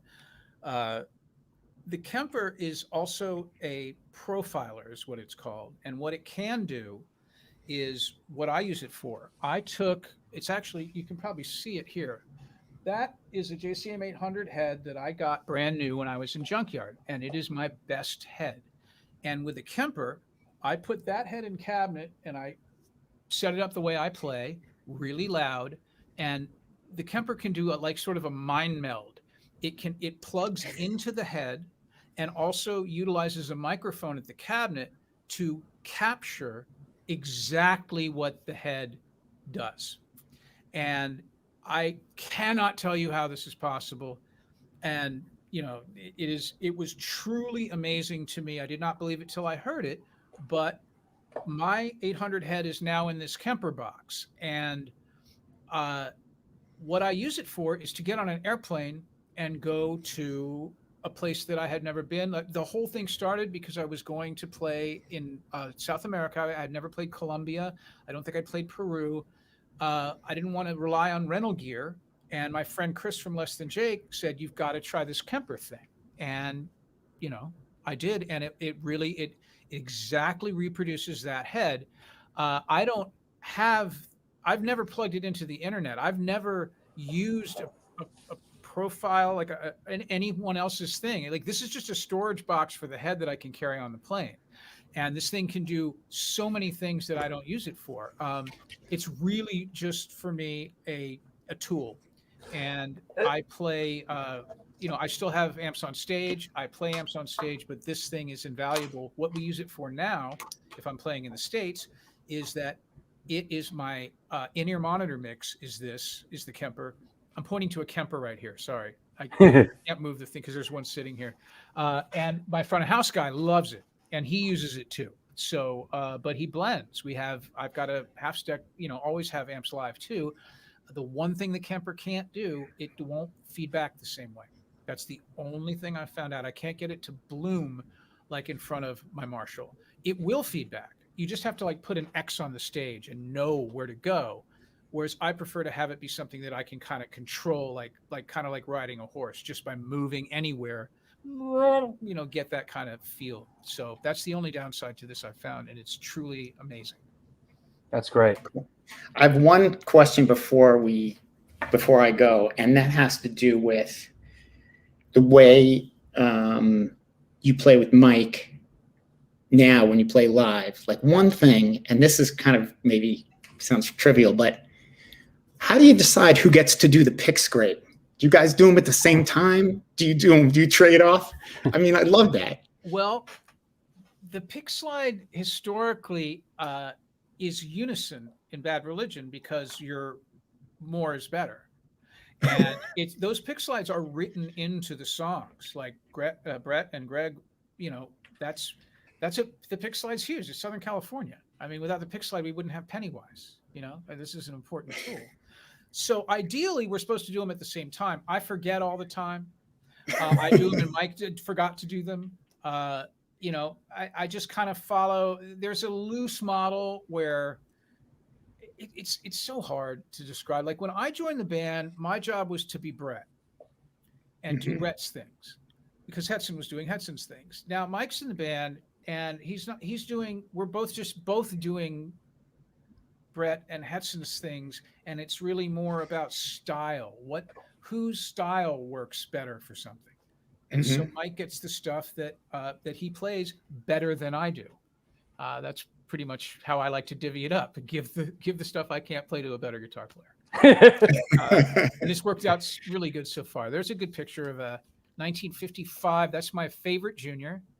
That's a 1955. I bought it at Austin Vintage Guitars, and it was a husk. It had no original parts, and it is amazing. I had to refret it. It's got my Seymour Duncan. I use the Seymour Duncan Custom P90, which is a ceramic magnet. You can order them in dog ear. Mine are dog ear, but on their website, it's just soap bar. And I am playing a plexi reissue, an early hand-wired plexi reissue that has the Dookie mod in it, which is the kind of the Billy Joe mod is what it's called in the trade. And basically it gives you a different gain stage. So it's more like a Silver Jubilee really than a plexi, the way the distortion works. String gauge, Brian? That's going to be 11 to 48 is the live string gauge. Juniors, I think they sound better with heavier strings. And what do you guys tune to? We tune to G sharp or A flat. We're a half step down. Right. Because it's much easier to sing to a half step down when you're in your 50s. Yes. As we always did in Antidote. Yeah. You know, yeah. I want to mention something. You know, me and Zum were childhood friends, and we know each other a very long time. And we both had a real big passion for Frank Zappa when we were growing up. And for many years, we saw Frank Zappa play with Chad Wackerman on drums. And I know his brother Brooks was in the band with you for many years. That must have been pretty great playing with him. Yeah, well, Brooks is just, you know, unbelievably good. He was so much better than we were. I don't know why he was slumming with us for so long. I mean, he's just a natural. He's a genius. He's a natural talent, and he comes from along his family. You know, everybody's talented, and it was fun playing with him. He's a very nice guy, and he got, you know, this guy is out here to experience life, and he plays with everybody, and he's just, you know, he got a chance to play an Avenged Sevenfold, and he excels at that kind of really articulated. Yep. He's got good feet. He's got great feet, and he's really good at that sort of that metal genre. Yeah. And I think a lot of people noticed in Bad Religion that he kind of brought a little of that to the band, which I think is great. Some people like it better when it's a little more traditional, but that's, you know, that's the story. We're all just trying to make music here. So he's an Avenged Sevenfold and killing it. And I'm just so glad that I got to play with him. I like our new drummer better. And Jamie Miller is a monster drummer, and he is a better Bad Religion drummer. He combines all of the elements.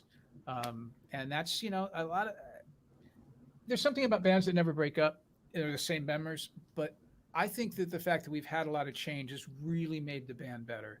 There's just so many different levels we've gone to. And what's the point of all this anyway? Like, I'm doing this because it is fun and I want to do this. And if I get to play with Mike now, who's amazing, it's just better for me. I mean, it's very selfish, but that's the kind of the ride that we're on here, is like, let's have a great time. And if people like it, that's cool, but I'm going to do it anyway.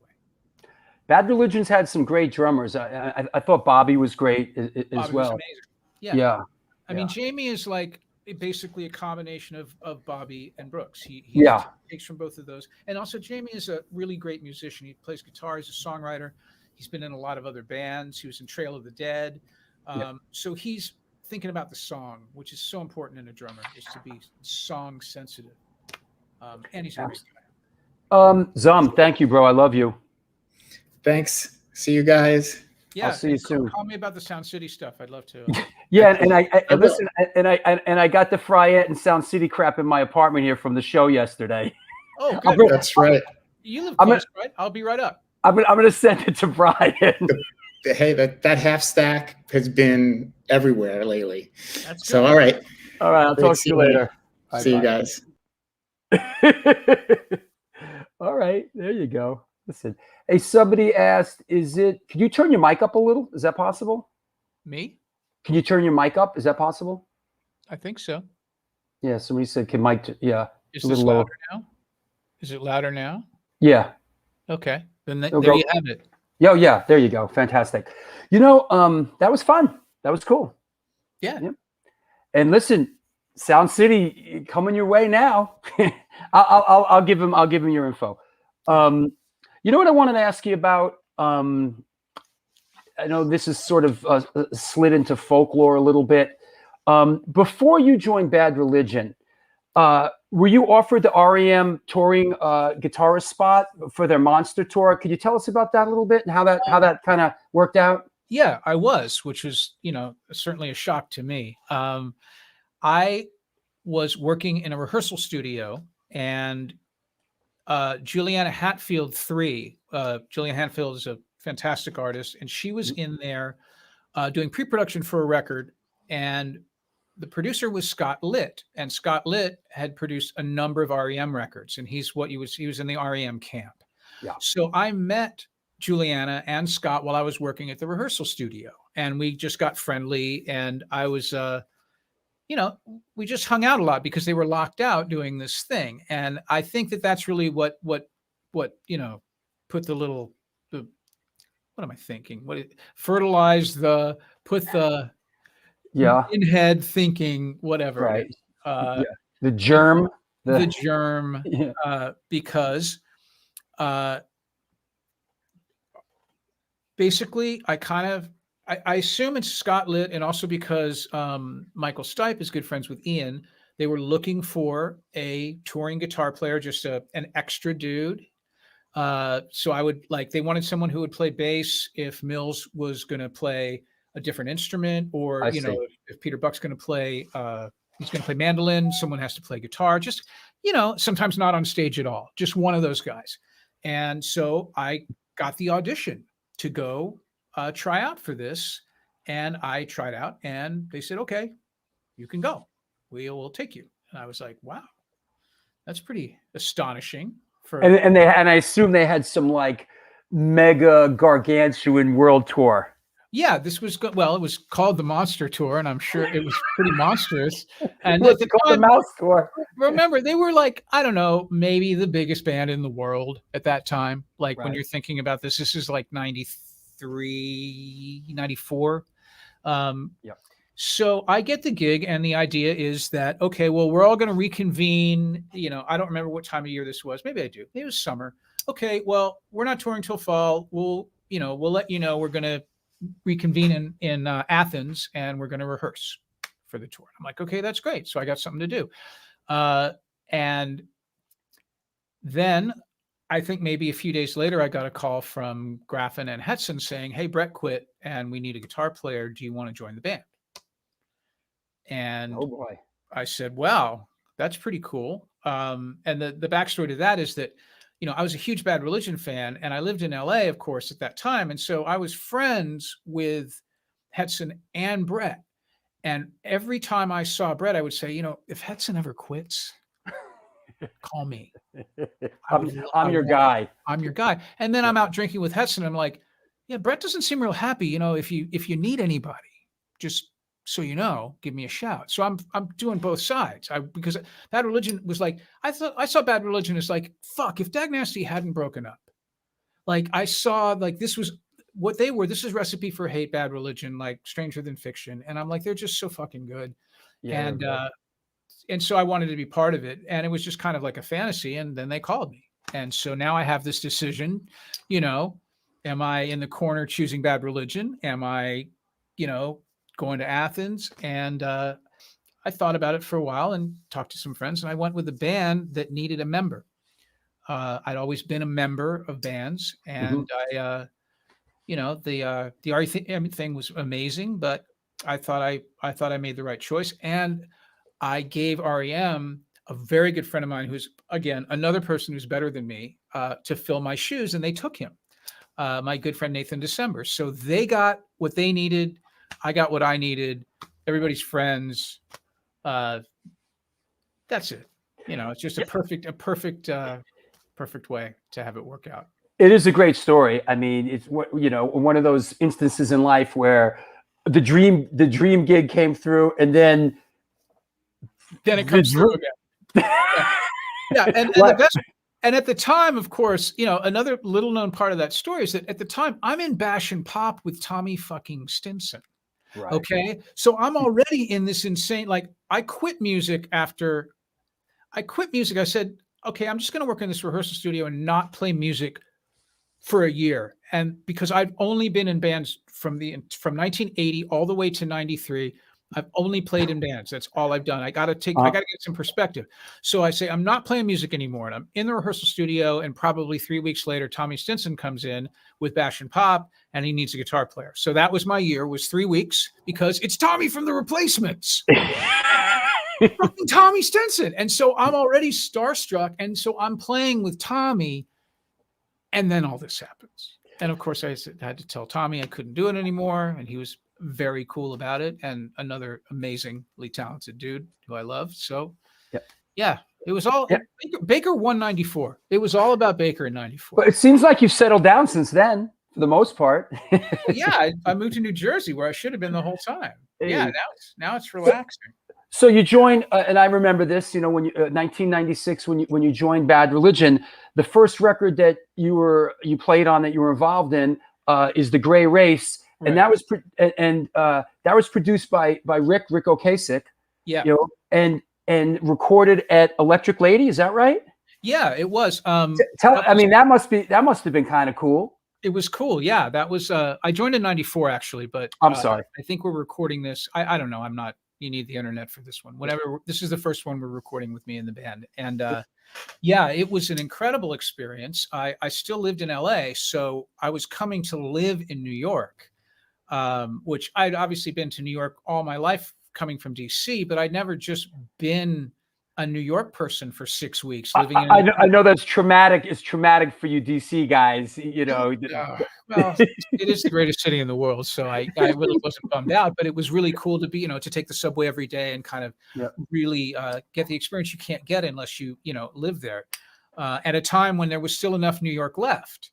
It was cool, and Rick was awesome, and he made a really great record for us, and I became friends with him, and then I wound up playing on his next solo record and touring with him. He did a record called Troubleizing, so he kind of cherry picked me from the Bad Religion experience. Did Daryl Jennifer play bass on that? No, not that one. Melissa Oftemauer from Hole played bass, and Greg Hawkes played keyboards. So I have Rick and Greg. And we're playing some Cars songs, and I'm playing the solo for Just What I Needed. What world am I in now? I'm playing the solo not as well, and Rick's singing, and his head explode. Then you're like, I was in Bash and Pop too. What the fuck? Who knows? At this point, it's all raining, and I stopped questioning shit at that point. Must have been a thrill being in Electric Lady studio, right? Yeah, it was great. I've been there since. I mean, we, it was obviously all the history's there, and just it's the same. That's why people still go there. Is that there's all of this incredible, irreplaceable equipment. Even the sound baffles are cool, and just the way the room's built, and it's awesome. And it's a working studio. It's not really a hangout. Like a lot of people don't know that. It's not like this party thing. It's like the structure is the studio, and there's not like a lounge scene at all. I had to throw this in there. This is the Clash recording at Electric Lady, out of my archive. From time to time, I do a New York City walking cinematic and music tour. I am a licensed New York City tour guide, and I do like a music and my patrons it's free for my patrons. And one of my really enjoyable stops is at Electric Lady, and we talk about exactly this. But what a rich history. I mean, of course, Hendrix built the place, but the Clash, David Bowie fame, the Kiss stuff. They're in like Studio C, like a smaller room. That's the smaller one on the side. Yeah. I didn't know that George Thorogood produced the Clash, but it's nice to see you've got this picture of him. Let me see. I think I might have. Let me see if I have another Electric Lady shot in the archive. What else we got here? Oh yeah. Oh come on now. Here we go. All right. Listen. For those that may not know out there, Electric Lady Studio on 8th Street was built by this man right here, and that would be Jimi Hendrix. And that's Eddie Kramer standing behind him, his producer. And the whole reason he chose that spot was because the Gray's Papaya was across the street. And that was the heyday of the Gray's Papaya. I'll tell you a funny story real quick about this place. Back in the 30s and 40s, it was a nightclub called the Village Barn, and it was run by a Jewish guy from Brooklyn who kind of changed his name to like Cowboy Joe, and they had like hay bales in there and everything, and it was called the Village Barn, and then when that closed, it was a nightclub, and Hendrix and his manager bought it, and they turned it into the studio. It was wrought with problems because once they started constructing it, they realized that the subway runs right underneath it. So that was a whole ordeal. But it was so funny. I told my dad, who a lot of people on the show know, Arnie Stone, about my tour and about this place. And it used to be called the Village Barn. He said, Village Barn. And he showed me this picture. He goes, we used to go on dates there. We used to come down from the Bronx and we'd bring dates there. And he showed me a picture of him with this gal as a teenager at the Village Barn, which I thought that was that's pretty awesome. cool. Yeah. That's pretty great. Let's start picking up on a couple questions. And what did I see up here? Okay, here you go. I think this is Nikki from the Car Bomb Parade, or it could be Will. Did Brian have to take vocal lessons to do those iconic Bad Religion harmonies, or was he already an established singer? I can't sing for shit. I lied. I lied to Graffin when I joined. I'm like, I can sing like a bird. I can do everything. Don't worry. And it was too late because they announced I was in the band, and I went to Graffin's house, and he's like, and I can't sing. I mean, I have. He said, well, you have the gene, which I guess is a polite way of saying it's not impossible. But the reason I can sing at all is because I've done it for 27 years. And now I'm just mediocre. Now I'm fine. Yeah, but I mean, I did what I had to do. I wanted to be in Bad Religion. So yeah, well, yeah. Hey, you guys got it down by now, I must say. Yeah, no, it sounds good. And also, Jamie sings, and Jamie is so great that it makes all of us look good. Absolutely. Brian, do you still have a Coca-Cola collection? No, I don't. I'm kind of off. I mean, I've been off of it for a long time. Yeah. I don't drink Coke anymore. Not a huge fan of the company. And also I never, that's such a specific thing. Like there are so many Coca-Cola collectors, and you could spend the rest of your life and all of your money trying to keep up with this thing. And it was, I think really for me, Coca-Cola represented straight edge, and it was what I drank then, and it was the alternative to liquor. And Coca-Cola, DC, there's a lot of Coca-Cola iconography. Thank you. I'm 56. So that's what Coca-Cola was for me. And I have a Coca-Cola tattoo somewhere. So I don't need to collect this shit anymore because I have you go. Done by Bob Roberts. Thank you. Oh, there you go. That's right. All right. Upstate Rick, this has come up a lot. How many Persian rugs do you own? This is all plastic shit from Amazon. Nothing costs more than $100. And the reason they're in here is same like the drop ceiling is the room sounds amazing. This is where beach rats practice. And also a basement can flood. So don't put a good rug in a basement. Put something made out of recycled Coke bottles that's been spray painted. And it looks good to you because you're looking at it through a computer monitor. But if you you'd go, ooh, look at that. as soon as you came on, the chat room erupted. Like Persian rug game on point. You know? Sorry, they're. I'm sure that they're all Chinese or other. Hey, let's go. Like I said, you mentioned it. Let's go where the horse leads us here.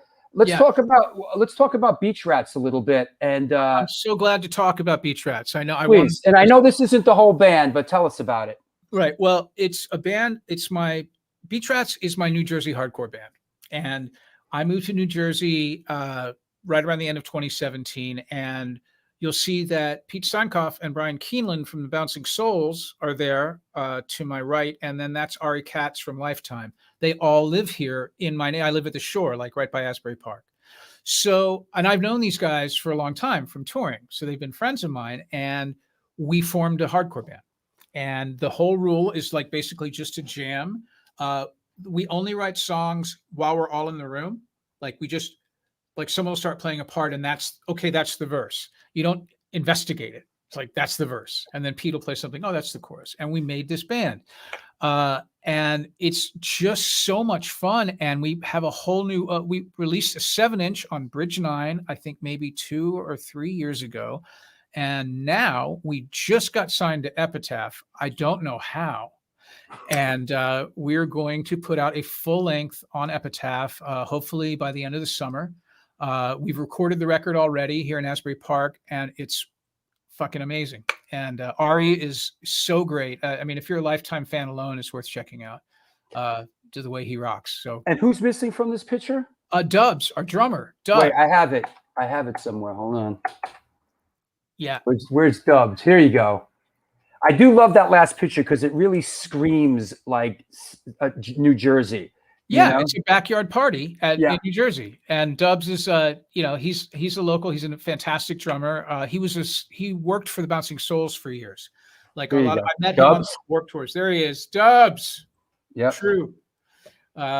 He worked for the Souls for a long time, so that's how I knew him from Warped Tours and stuff like that. And fantastic. He's a Bell Martian, so he's here. Is that what it's called? Bell Martian? I never heard that one. If you're Belmar hardcore, you're a Bell Martian. I think he lives in Asbury now. Hey, when we resume our A7, series, you Jersey guys have to come up and play, man. We'd love for to sure. have No, we've played a bunch. I mean, we tried to, before all this happened, we played as much as we could. But we're definitely going to do that. That's part of the fun. I mean, the local band thing is great. Yeah. Yeah.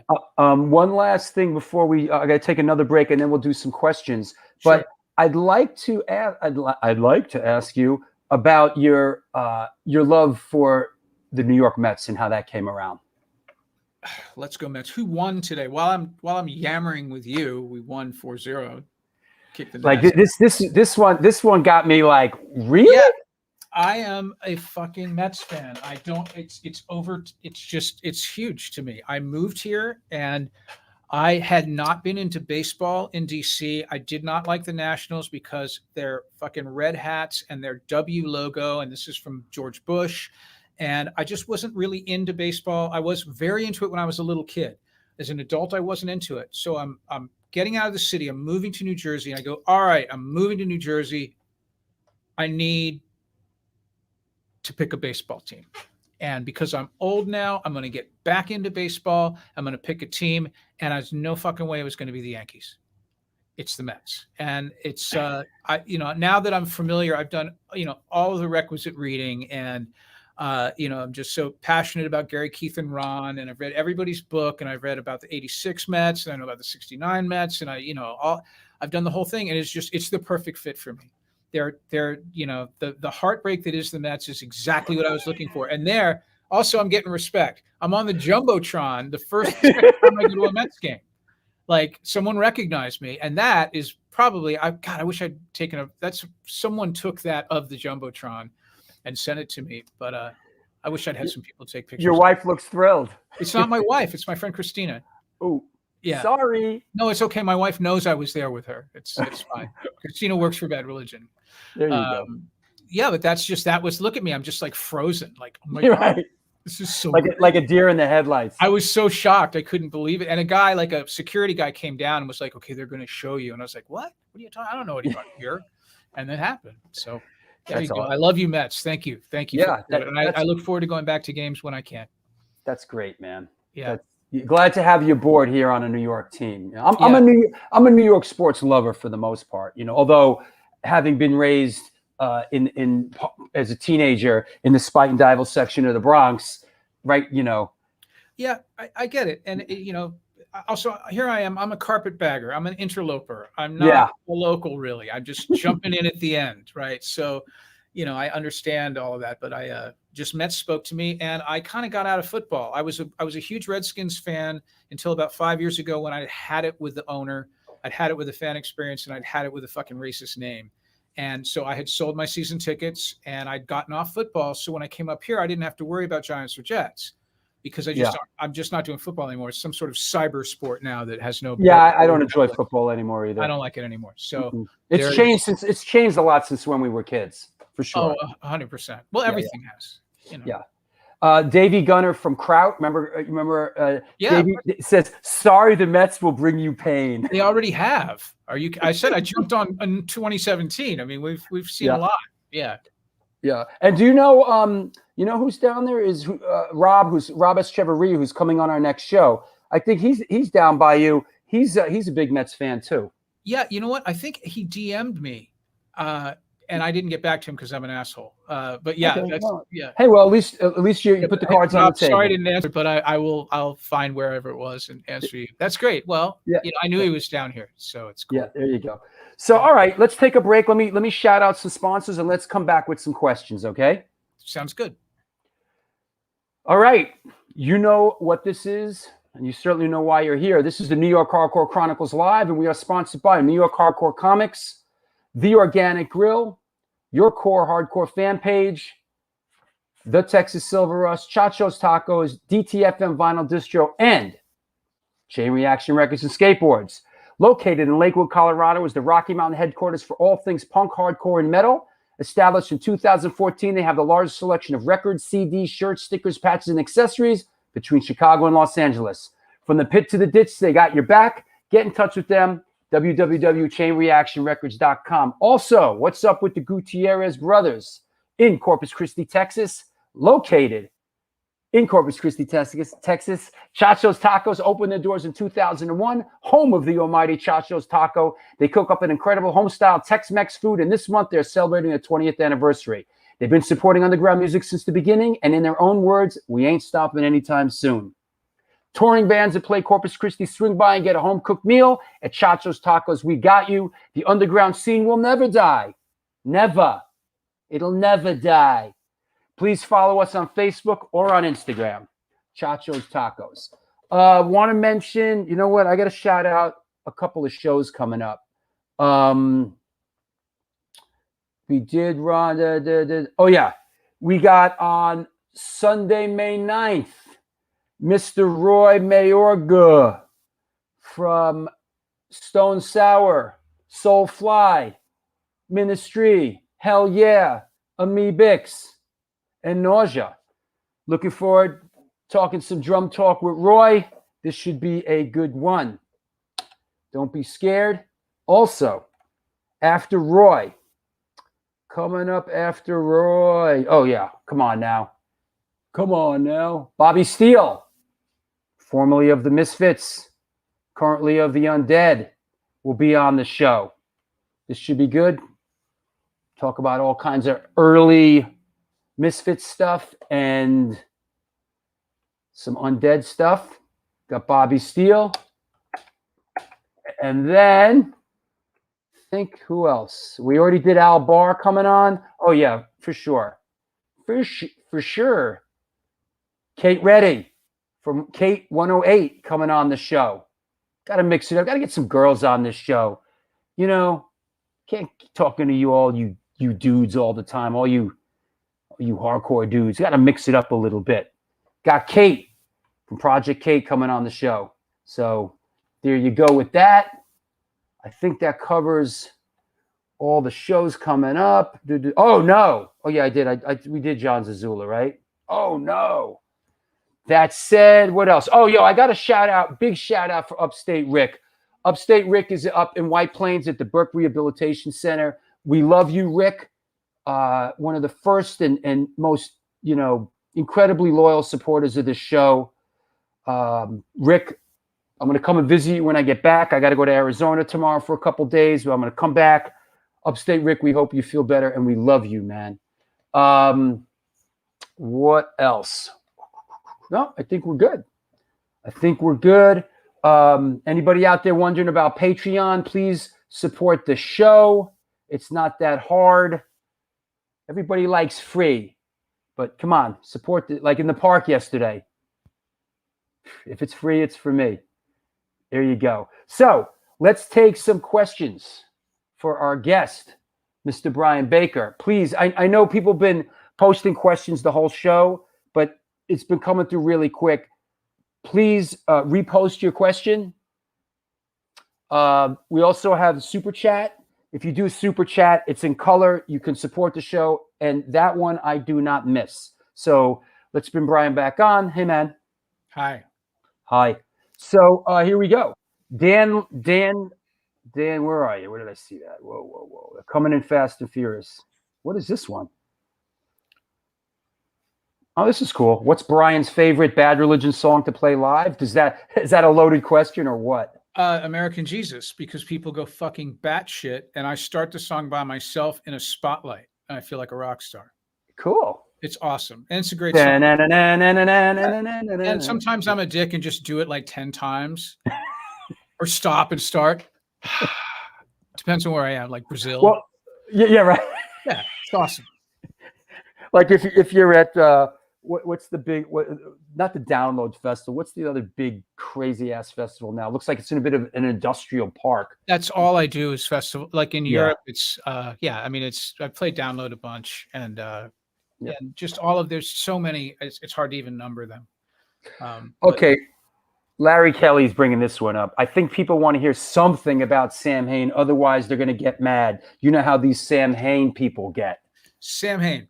Okay.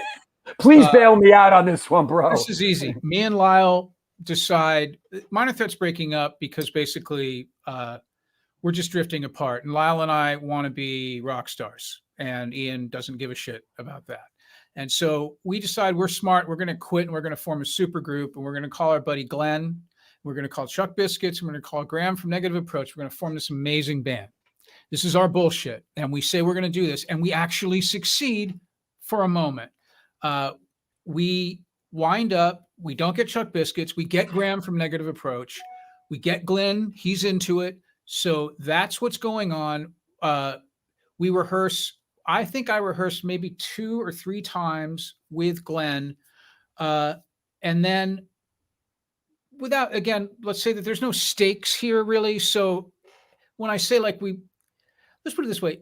I just kind of noticed that I wasn't rehearsing with them anymore and Lyle still was. Like, where's Lyle? Oh, he's in New York. Oh, okay. Well, I guess I'm not in anymore. And it didn't matter. Like, oh, okay, that's fine. So basically what happened is that Glenn quickly realized that he did not need 2 smart-ass private school kids from DC in his band because he can do it himself because he's a fucking genius. And what he needed was monster people who would be this whole, gratify this whole artistic and lyrical and musical thing he was doing. Glenn is a fucking artist. And so he just fucked around with us for like a month or 2. I think Lyle wound up on the first record. And I think he played the first show with Samhain. Which I think was at the Rock Hotel in New York City. And I think I was there. I'm pretty sure I was there. But basically that was it. Like, and it was being in Samhain is because Glenn had the name already. But I wasn't in Samhain. I was, I don't know, what do you call that? Adjacent? I don't know. But obviously Glenn did the right thing because look what we have. There you go. Rogelio. Yo, Drew, can you ask about the band Fake Names with Michael Hampton and how that came about? Hold on. I have an accompanying photograph. Wah, wah, wah, wah, wah, wah. Bam. Let's talk about Fake Names. There we are. Fake Names is yet another band I'm in. We have, you're not going to believe this, we're signed to Epitaph. Again, I don't know. Does it ever end? It never ends. I don't know how this happened. Boy, are you guys blessed. It is me. That is Dennis Lixon from Refused, who sings. The bass player is Johnny Temple, who is from Soulside and Girls Against Boys, and my old and best friend Michael Hampton, who is from SOA, The Faith, Embrace, Embrace being my favorite Discord band, and right? Others. Michael and I started when I moved to New Jersey. Michael lives in Brooklyn. I was close enough to go and have lunch. Like, it was part of me choosing where I live in New Jersey was that I could be in the city really quickly. And we just started writing songs. And eventually we said, well, maybe we should form a band to play these songs. And Michael said, well, we could get Johnny Temple, who we all went to school together too. Johnny, Michael, and I were in like elementary school together. Wow. And we were trying to think of singers. And I think what happened is we wound up, Johnny and I were playing Riot Fest, and Johnny was playing in Girls Against Boys, and I was playing in Bad Religion. And we ran into Dennis at catering or on the way to the catering. And I knew Dennis just like everyone knows each other in this world, like, you know, this kind of like festival world. Hey, Dennis, what's up? And Johnny, and I think we just were like, hey, Johnny and I are doing a band. Do you want to sing? And he was like, send me the tape. We sent him a tape and he's like, okay, I'd like to be in the band. That's fake name. So it's another one of those just like out of nowhere happenstance things. And we made a record and it came out during, you know, the pandemic. I mean, that was the problem. We couldn't tour it. It came out, I think, in May on Epitaph. And we were going to tour in between Refused and Bad Religion tours. And that's the beauty of fake names. Is like Bad Religion and Refused do a lot of work in Europe. So we could already be there and then just have the other guys come and like do a little tour after we're done. And so that didn't happen, but we have a new EP that we have recorded during the pandemic that will be coming out on Epitaph at the end of this summer or earlier. And it's being mixed right now. And I think it's awesome. So, well, between Epitaph and Bridge 9, you know. Yeah. And Discord has also been kind of helpful. I've had Oops. A few records on Discord. I mean, I'm still in Dag Nasty, let's not forget. And, you know, we put out a single in 2016. We put out a single on Discord. So it's I'm just doing all kinds of shit. And it's just funny because to me, I'm just laying at home, like sitting on my ass. But on paper, I look really good. It's nice. There you go. Yeah. Michelle, it's a super chat. Lenny wants to know, if you had one guitar to play for the rest of your life, what would it be and why? This is a 1957 Les Paul Jr. in perfect condition. I would play this guitar for the rest of my life. It is awesome. And also it's in such nice shape that it can take a good, like, I'm not going to be alive for that much longer. Like maybe I've got 25 years. It'll still be, I won't beat it to dust. Like it's starting out fresh, even though it's from 1957. So I assume that doesn't leave the basement. It has. I played it on some Beach Rat shows, and I noticed that I was scratching the fuck out of the back of it. And it's in such nice shape that I was like, I just can't. And I have other juniors. I mean, I have, you know, the Bad Religion ones, and it's not the only one I have. Right. And so I was like, okay, well, I can record with it, but I shouldn't just take it to like hardcore shows. It's stupid. So I don't anymore. Here's an interesting one from our resident historian, Chucky Brown from Crazy Eddie. In the 2004 Bad Religion song, Los Angeles is Burning, does Mike Campbell of Tom Petty and the Heartbreakers play lead guitar on that track? Yes, he does. Slide and lead guitar. He has played on other Bad Religion songs too, on different records, because he and Brett are good friends and he's a fucking genius. And if he wants to play on all of our records, that's fine. I'll stay home. I saw him play with Fleetwood Mac fairly recently. Yeah, he's amazing. Yeah. So good. Yeah. Would Brian be up to sharing some memories, a memory of Clay Anthony from Junkyard? He was a cool guy who passed away recently. Yeah, Clay died recently. He was in a terrible car accident in Hawaii. Oh my! And he was an awesome dude. He was the real deal. When Junkyard, like, we had a guy from Decry playing drums, me, Chris from the Big Boys. David was in punk bands. Clay wasn't in punk bands.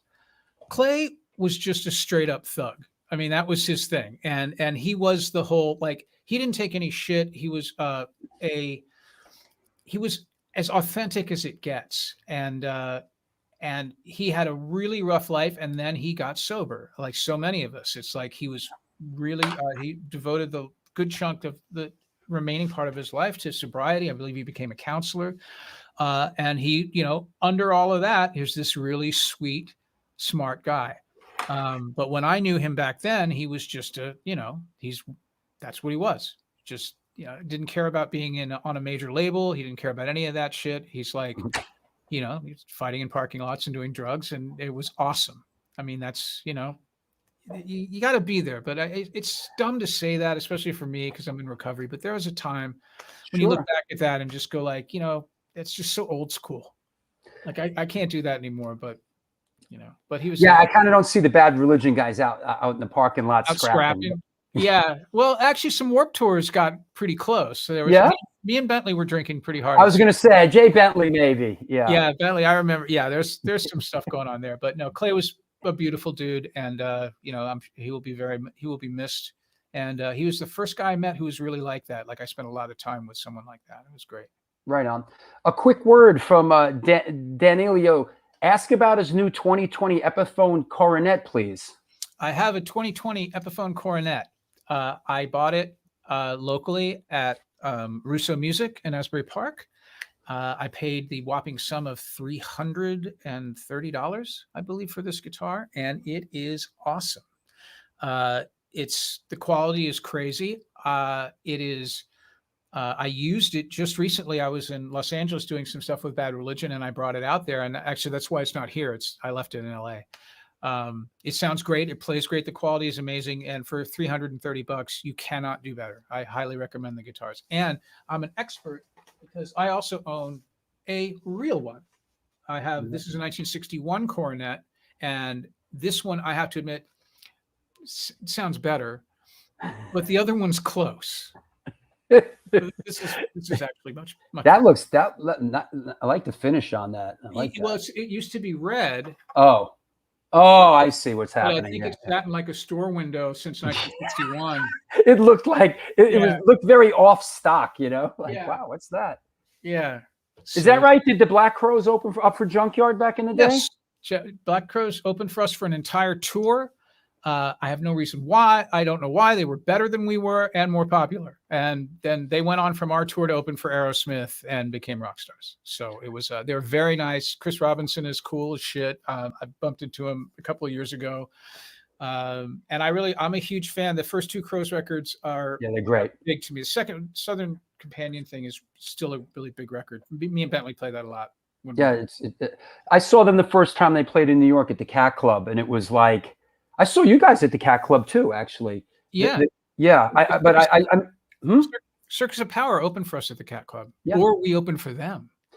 I don't remember which it was, but I do remember it was we were excited Junkyard was coming to town, and I saw you play there. But I saw the Crows play there the first time that they played in New York, and the place wasn't even crowded. I was just kind of standing there watching them, and okay, one of those things like, all right, I get it, all right, little Rod Stewart, yeah, okay, and then next thing you know, bam, Yeah, they had some really good songs.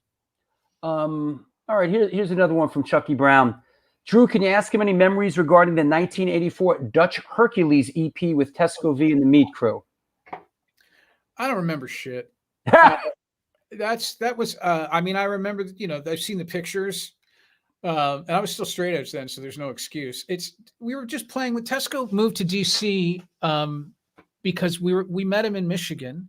Minor Threat, our first trip to Michigan, I think we stayed with Tesco and his wife Gerda, and he moved to DC because he didn't want to live in the middle of wherever outside of. He was in kind of not rural, but not really the most rockin' place, and so he's just part of the mix. And he was doing Meatmen, and he was doing actually this record came out before I was playing in the Meatmen, but it was just like Tesco's doing a record, let's go help him out. And so that's the Meat Crew was like, well, he needed a band. Okay, I'll play guitar. I don't remember what Ian did. He might have played bass. I think Ian probably recorded the record. I'm fuzzy on the deets. I'm sorry. Yeah, that one's going back a ways. Yeah. Where did I see? Oh, here you go. Any new Dag Nasty in the future with Sean, Dave, or Peter? Well, Sean sings for Dag Nasty, the original fucking singer, and Mhm. yeah, there's always potential. I mean, I'm in a million bands, and Sean is a excellent and very busy tattoo artist.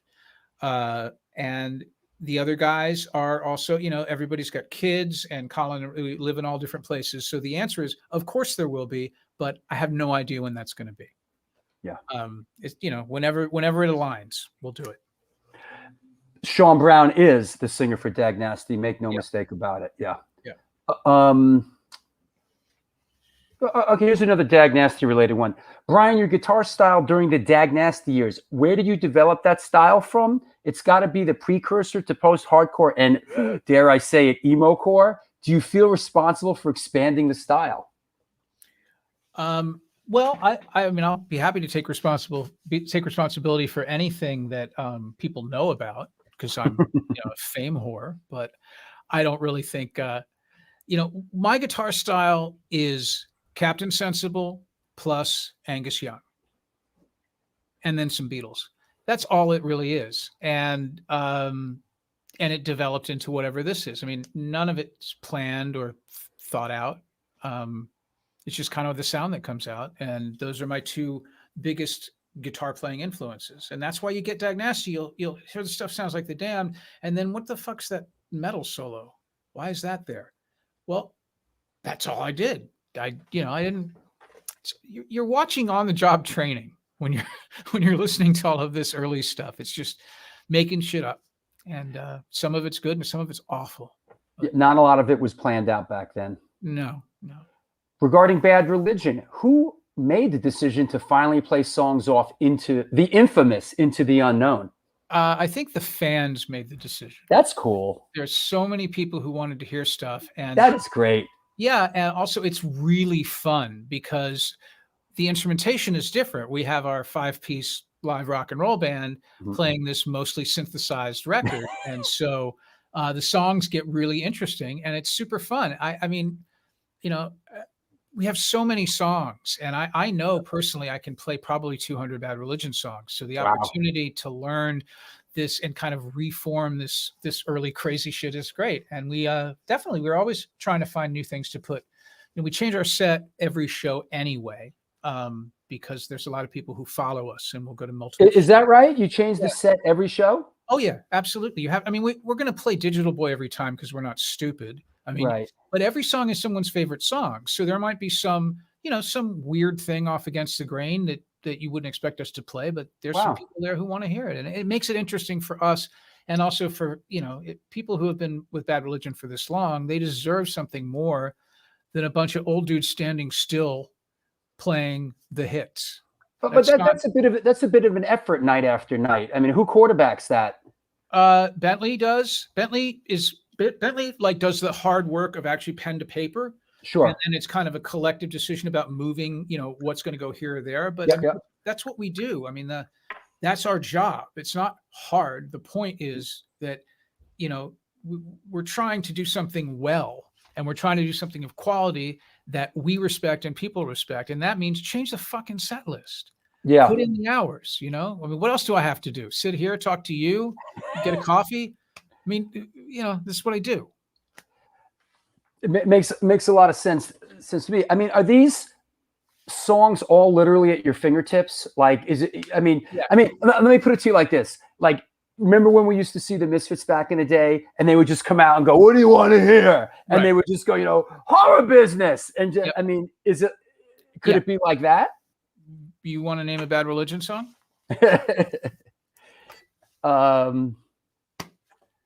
What's it? How about let's see. How about no? You know what? Somebody in the chat room, name a Bad Religion song. Go ahead. Let's let one of our people name one. Yeah, we can wait. All right. Streets of America. What?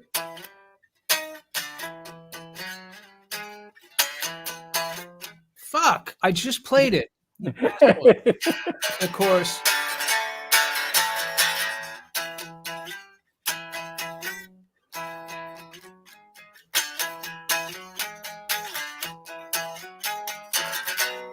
Okay. Okay. It's a hard one. I know how to play this. I'm getting pummeled here. Hold on. We got another one. Hold Handshake. on.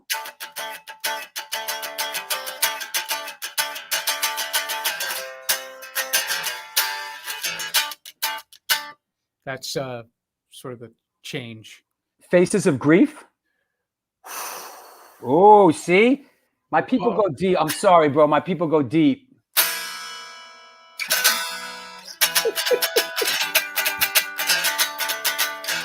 Fuck.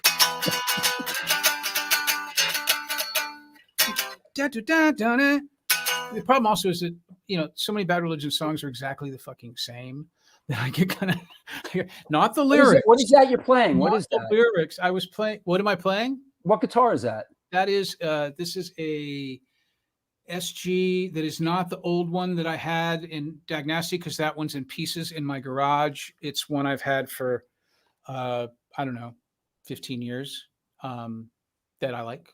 Does that go out on the road with you at all? It did. It has Mr. Met on it. I've played it on Dagnasty tours.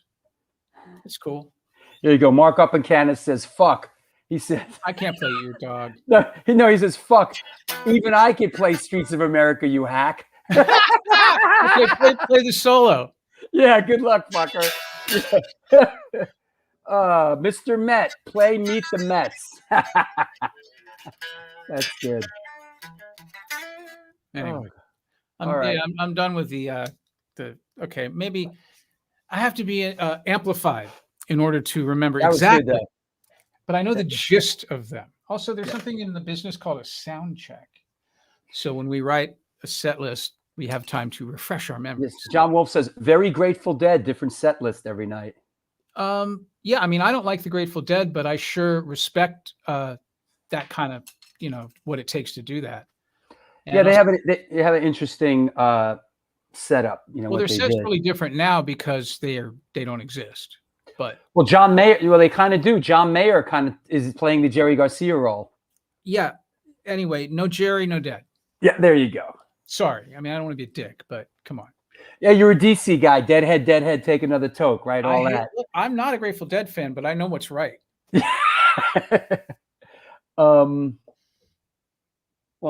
Well, who came up with the iconic logo and band name? Well, that's before you got involved, but I would think that's probably Greg, right? I think it's probably Brett. Yeah. Yeah. You can find that out in our book. Yep. Okay. All right. Hey, anybody else out there? It's question time. We're wrapping it up. So I think we covered, let me see. Let me make sure we got everything. This is the phase where in Bad Religion, we call free hot dogs. And this is when you're signing records and you start to see people coming back around and they've got like a bag from McDonald's. We basically get to the point where like with this interview where it's like, anyone else want to talk? Anybody else? Come on. Free hot dogs, people. Michelle says, I'm originally from DC. What was your favorite place to play back home? Mine was Chamber Safari in Fort Reno. And did you ever play that hidden skate park in Centerville? I did not play the hidden skate park in Centerville. I did skate the skate park in Centerville. My favorite place to play was the old 930 Club, which is now a J. Crew. Thank you very much. Oh, Christ. Yeah. Yeah. Brian, what's your favorite Marshall head? And tell us about the head you got from Koenig is German for king. So he's Billy King, Green Day. I see. Got it. My favorite Marshall head is a white JCM 800 that I bought from Dave Smalley in 1991. Wow. The hell was Smalley doing with that? Well, he was in Down by Law. Oh, he was playing guitar. He was playing guitar. Right. So I bought it from him, and it's my favorite Marshall head, and it lives in LA, and it doesn't go on tour.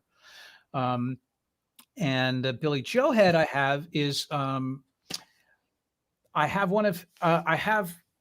these plexi, hand-wired plexis that have these Billy Joe mods in them. I have a bunch of them, and I said before in the thing that Billy's guitar tech, Hans, was my guitar tech, and we're good friends. And there was like one of mine broke, and so I gave it to Hans, and he gave me one of Billy Joe's until mine was fixed because Hans knew the guy who fixed them, and it's all, wizard shit. Yeah. And then that got fixed and mine got back. Then something else happened. And eventually what happened is in my storage spot in LA, there's Brett got one. And then there's one of Billy Joe's that's still there, but it's been there for like, you know, I don't know, 8 years. And this comes up a lot. And I say in front of people online, like, well, I mean, if you know, I don't really technically own it, but I think that there's some sort of, you know, I tour with it. Billy Joe's never called me and said, hey, what are you fucking doing with my head? I think have my head back, bro. he has more than one of them. I think, you know, It's probably safe to say. yeah. So I have a feeling that if anyone wants it back, who's authorized, they can certainly have it. But I enjoy it very much. Felipe asks, when it happened, the next Bad Religion show? It happened when you can play live music again in an environment that is good for people to feel safe, basically. I mean, we're looking at some people are starting to go out now, not now, but in the summer. We're going to hold back a little bit. We're hoping to be able to play in the fall. There's some stuff that has been held from the previous year, but I can't really speak to it because nobody knows. I mean, this thing is changing. And, you know, I think first, obviously, as Drew can tell you, you know, outdoor is probably the way to go initially. But, you know, we're just not going to do it until the point is that the people have to feel safe going there. Otherwise, who wants to play? You know, I'm not going to go out there and put people in a risky situation. I'm just not going to do it. Don't worry, we probably just screwed it up yesterday for the next couple of months. But that's, you know, thank you. Welcome to New York hardcore. Right. Thank you. Exactly. You know, you got to fuck it up for everybody else. See what you did. Yes, my DC hardcore friend. Yeah. Where did I just saw a good one. Whoa. See, now they got spooked, you know, and miss you in Italy, man. I miss Italy too. Italy's a great place to always. Oh, it's so awesome. I love playing there. Oh, this is funny. Brian, favorite DC band that you weren't in, and why is it Void? It's Embrace. Right. And Void is my second favorite one. I mean, Void is okay. Void's the best one, but I just love hearing Ian sing, and Embrace is the one for me. And plus Michael's in Embrace. There you go. Thank you, Drew, and thank you, Mr. Baker. Is there anyone you would like to play with if you had the opportunity? I mean, there's tons of people. I guess the first person that would come to mind on a New York Hardcore Chronicles live telecast, as it were, I would like to play the entire Age of Quarrel album with John and Harley and me and maybe Mackie. Wow, that's what I'd like to do. Wow, that is my favorite New York hardcore album. John Joseph is my favorite New York hardcore singer, and I would do that. So there you go. That's the spirit, brother. Yeah, it's impossible, so it's an easy one. Yeah, right. I'd like to play with Jimi Hendrix, but yeah. Yeah, here you go. You have a better chance of seeing Jesus Christ walk down the street. Oh, shit. I know. But I didn't want to. Listen, well played, young Jedi. Oh man. Rob, I'll answer this one for you. Are you guys come to the UK for Rebellion Festival in Blackpool? When the friggin' zombie apocalypse is over, we'll be there, bro. All right? That is my favorite punk festival. I have gone to that festival when I wasn't even playing.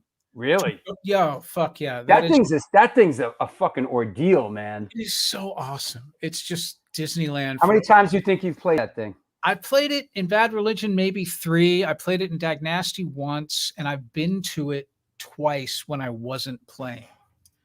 It's a clearinghouse for everything that mattered to me when I was a kid, and it's like, you get to see like all our favorites. We get to see like One Way System and Exploited, and some of them aren't good anymore, and some are fucking great. And it's just that the experience is great. I just love it. Freaking out the townspeople. You're in the UK. I mean, when I was a little kid, the UK was this mystical place where these magic giants came from, and I just love it. And it's just great. Coxbar is still great. I saw them. They are. they're still. I like them a lot. Yeah, when they're I good. played there with Dag Nasty, I think in 2016, we played with Stiff Little Fingers, and I got to see Rusty C Acoustic in one of the Okay. bars upstairs, and that was the best show I'd seen. I think it's still the best show I've seen in the 20th century. Is Rusty C Acoustic. Great caveat to the Cro-Mags thing. Minor Threat will play before that. Well, we're not playing, so I guess I'm gonna lose. You know, I don't have to remember how Hard Times goes because I'm not going to be involved. That must get a little tiresome. I mean, is that the never ending? Is Minor Threat going to play? I mean, it's pretty obvious at this point. No, I think that it's great that people still give a shit, and I don't mind saying that we're not going to do it because it's, you know. This is not a fair question to ask this poor bastard. What's his favorite band to play with? Guys, I'm sorry, go ahead. Bad Religion's my favorite band to play with. If you mean with Bad Religion or just me personally? No, I perceive that as which one of all your bands do you like, you know? Yeah. Yeah. What's the new Ruts album? I don't know what that has to do with it. New Ruts album? I know. Somebody said, love the new Ruts album, Segs. Yeah. The most recent Ruts album is great. What's the name of it? It's like 3 or 4 years old. It's awesome. Hey, out there, what's the name of the new Ruts album? Give it a minute. There's a little lag time. I would love if Arthur Siegel was Segs. I think it is, isn't it? I don't know. I don't think that Segs' name is Arthur Siegel, but I could be wrong. Hey, Arthur Siegel, you Segs? Will you ever tour with Junkyard again? Can I answer that one? You can. You think you can? All right, you go ahead. I know you. You know, I know you sort of circled back to them a couple. You know, not a while back, right? Well, I won't. I'm not going to tour with them. I'll certainly play with them again. I still write music with them a lot. And oh wow. Yeah, the last. I mean, they play a lot. I mean, obviously, pandemic excluding the pandemic. There's no way I could tour them because they're playing 100 shows a year and doing really good. But I will drop in if I'm in the same town with a night off. I would love to play with them. I still remember the songs, says the guy who couldn't remember Streets of America, but I do know Streets of America. I do. And I just have to be up on the big stage and the pressure has to be on. I just have to turn the amp on. That's all I need. I need the tactile. I'm not going to do it. We don't have enough time for this. Here's one more from Chucky Brown. How was it playing with Tommy Stinson in the band Bash and Pop? Talk about that for a sec. It was really cool. And of course I just joined the band because I was so awestruck. And I love the first Bash and Pop record is amazing. Still is. It was hard for me because Tommy plays in different tunings. And I'm not trained at all. So when I'm learning a song, I'm watching where your fingers go. Like, oh, he's playing G. I can play G. I couldn't tell what Tommy was doing. So it was extra hard. And that's what kind of my first time learning about playing in open tunings was from him.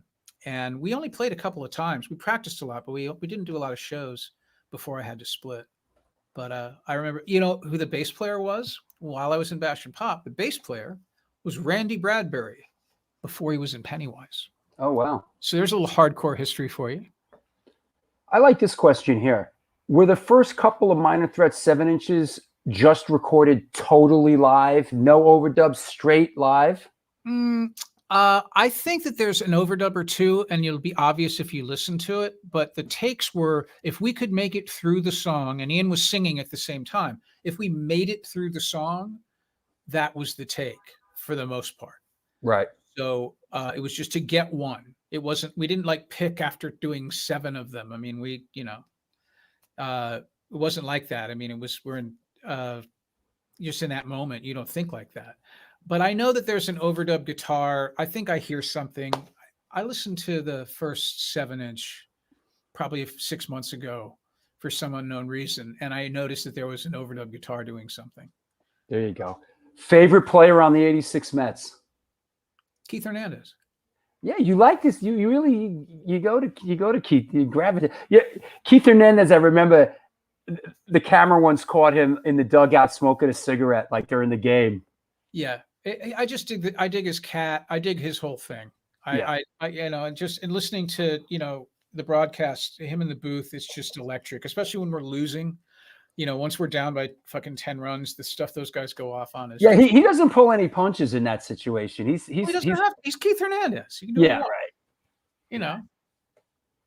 Meanwhile, the Yankees have these two. Oh God, I can't even listen to the Yankee broadcast. It's freaking horrible. I'm sorry to hear that. Yeah, it's terrible. Hey, let's head down the home stretch. Let's bring Steven on. What's up, man? Hey, how you doing? Steven, Hey. hi.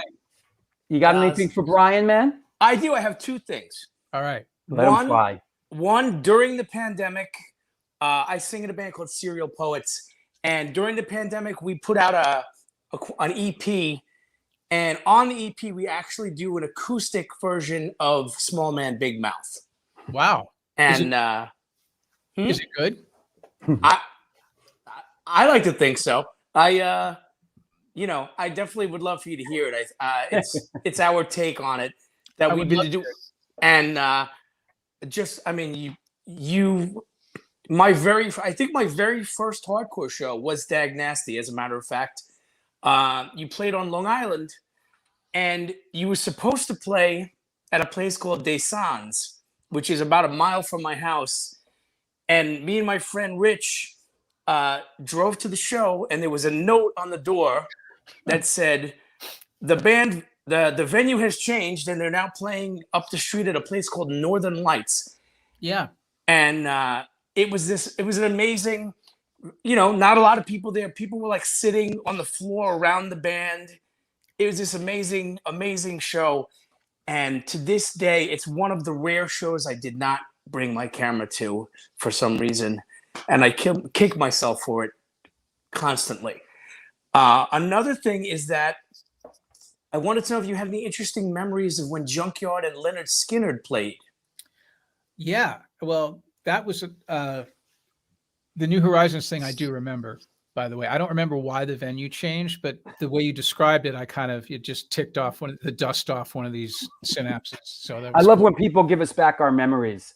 Yeah, Yeah. well, I usually use a photograph, but Steven managed to do it just Right. the old school way, and that was very cool. Skynyrd was great. I mean, I opened for Lynyrd Skynyrd for I don't know, 6 or 7 weeks in the United States, and I got to see everything that represented in 1991, and you know, it was. I think it's exactly what you think it was. That's the best way I can describe it. It is exactly what you think it was. And there was always the guy with the crutch, with the rebel flag, and there was, you know, the just the way everybody, the backstage stuff, all the way that everyone looked like they were, you know, going hunting in the Adirondack, and the guys were very nice and quiet, and they were much older than we were, obviously. So they were, you know, they were probably my age then.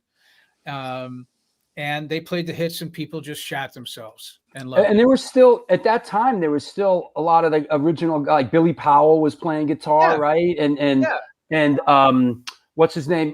Was Leon Wilkeson was playing bass. Yeah, right? yeah, definitely. And Artemis Pyle. Artemis Pyle was playing drums. And I think just one interesting thing that happened on that Skynyrd tour is that we were playing with them in an amusement park in Canada somewhere. Let's call it Toronto.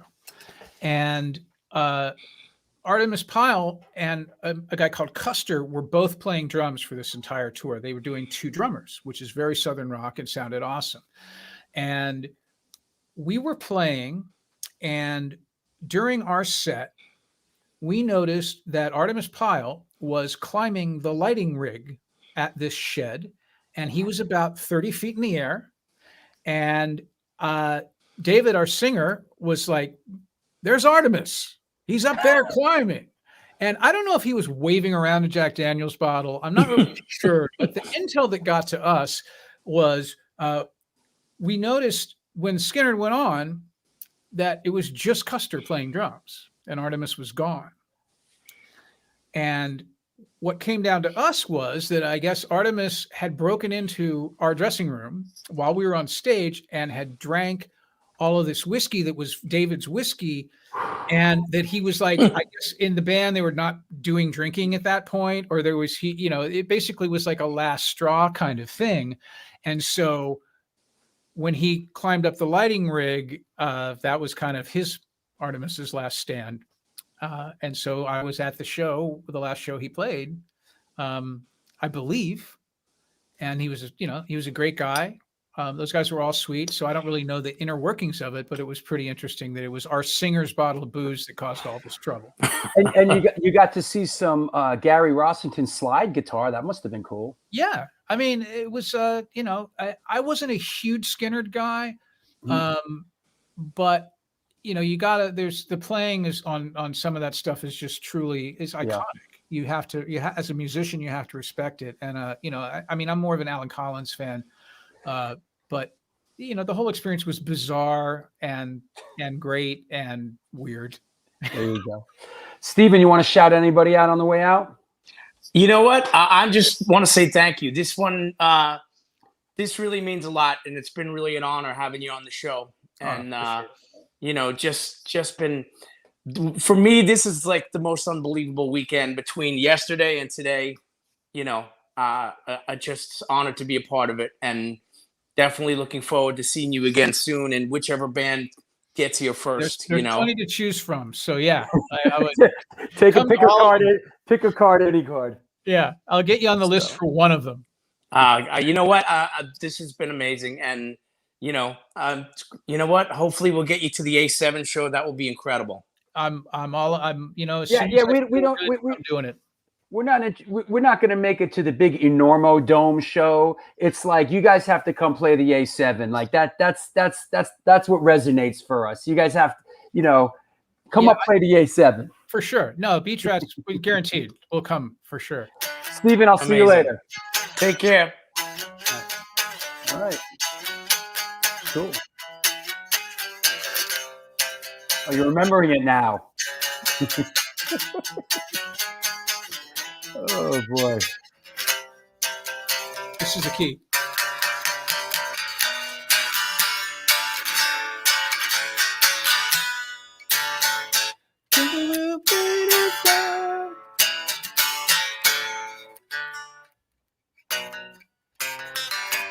That's the whole thing. There you go. Hey, I want to thank you for coming on, man. Sorry, I'm completely invested in being able to reproduce note for note this fucking song because of that nice young man who proved that I am infallible. Oh God! Drew, I'm sorry. Go ahead. I've really enjoyed this. It's fun. It's fun to talk to you and all the people who are following your show. Questions were great. And as soon as we've forgotten about this and enough time has passed, I'll be happy to come back. For sure. Absolutely. You want to shout anybody out on the way out? I'm too old for shout outs. Okay. Here's a shout out to my wife. I'll be cooking dinner tonight. As soon as I'm going to start as soon as I'm done with Drew. And we're, I don't know what we're going to have. I have to look in the refrigerator. So shout out to my refrigerator and what's in it. But no, it's I shout out for everybody. Thank you. Thank you, everyone. Thank you, my old friend. It was great talking with you again. Great talking to you too. I'll speak to you soon. Take care. See you. Well, there you go. Wow. Great show. That was fantastic. Hope you enjoyed it as at least as half as much as I did. Our guest was Brian Baker from a multitude of bands and a rich history. I hope we answered a lot of your questions. Let's take a couple minutes here. Want to thank everybody. It's been a really intense couple of days. The show in the park yesterday really turned into really something wild. I mean, we knew people were going to show up. We didn't really think that 3,500 people were going to show up. And, they're probably on their way over here to arrest me now.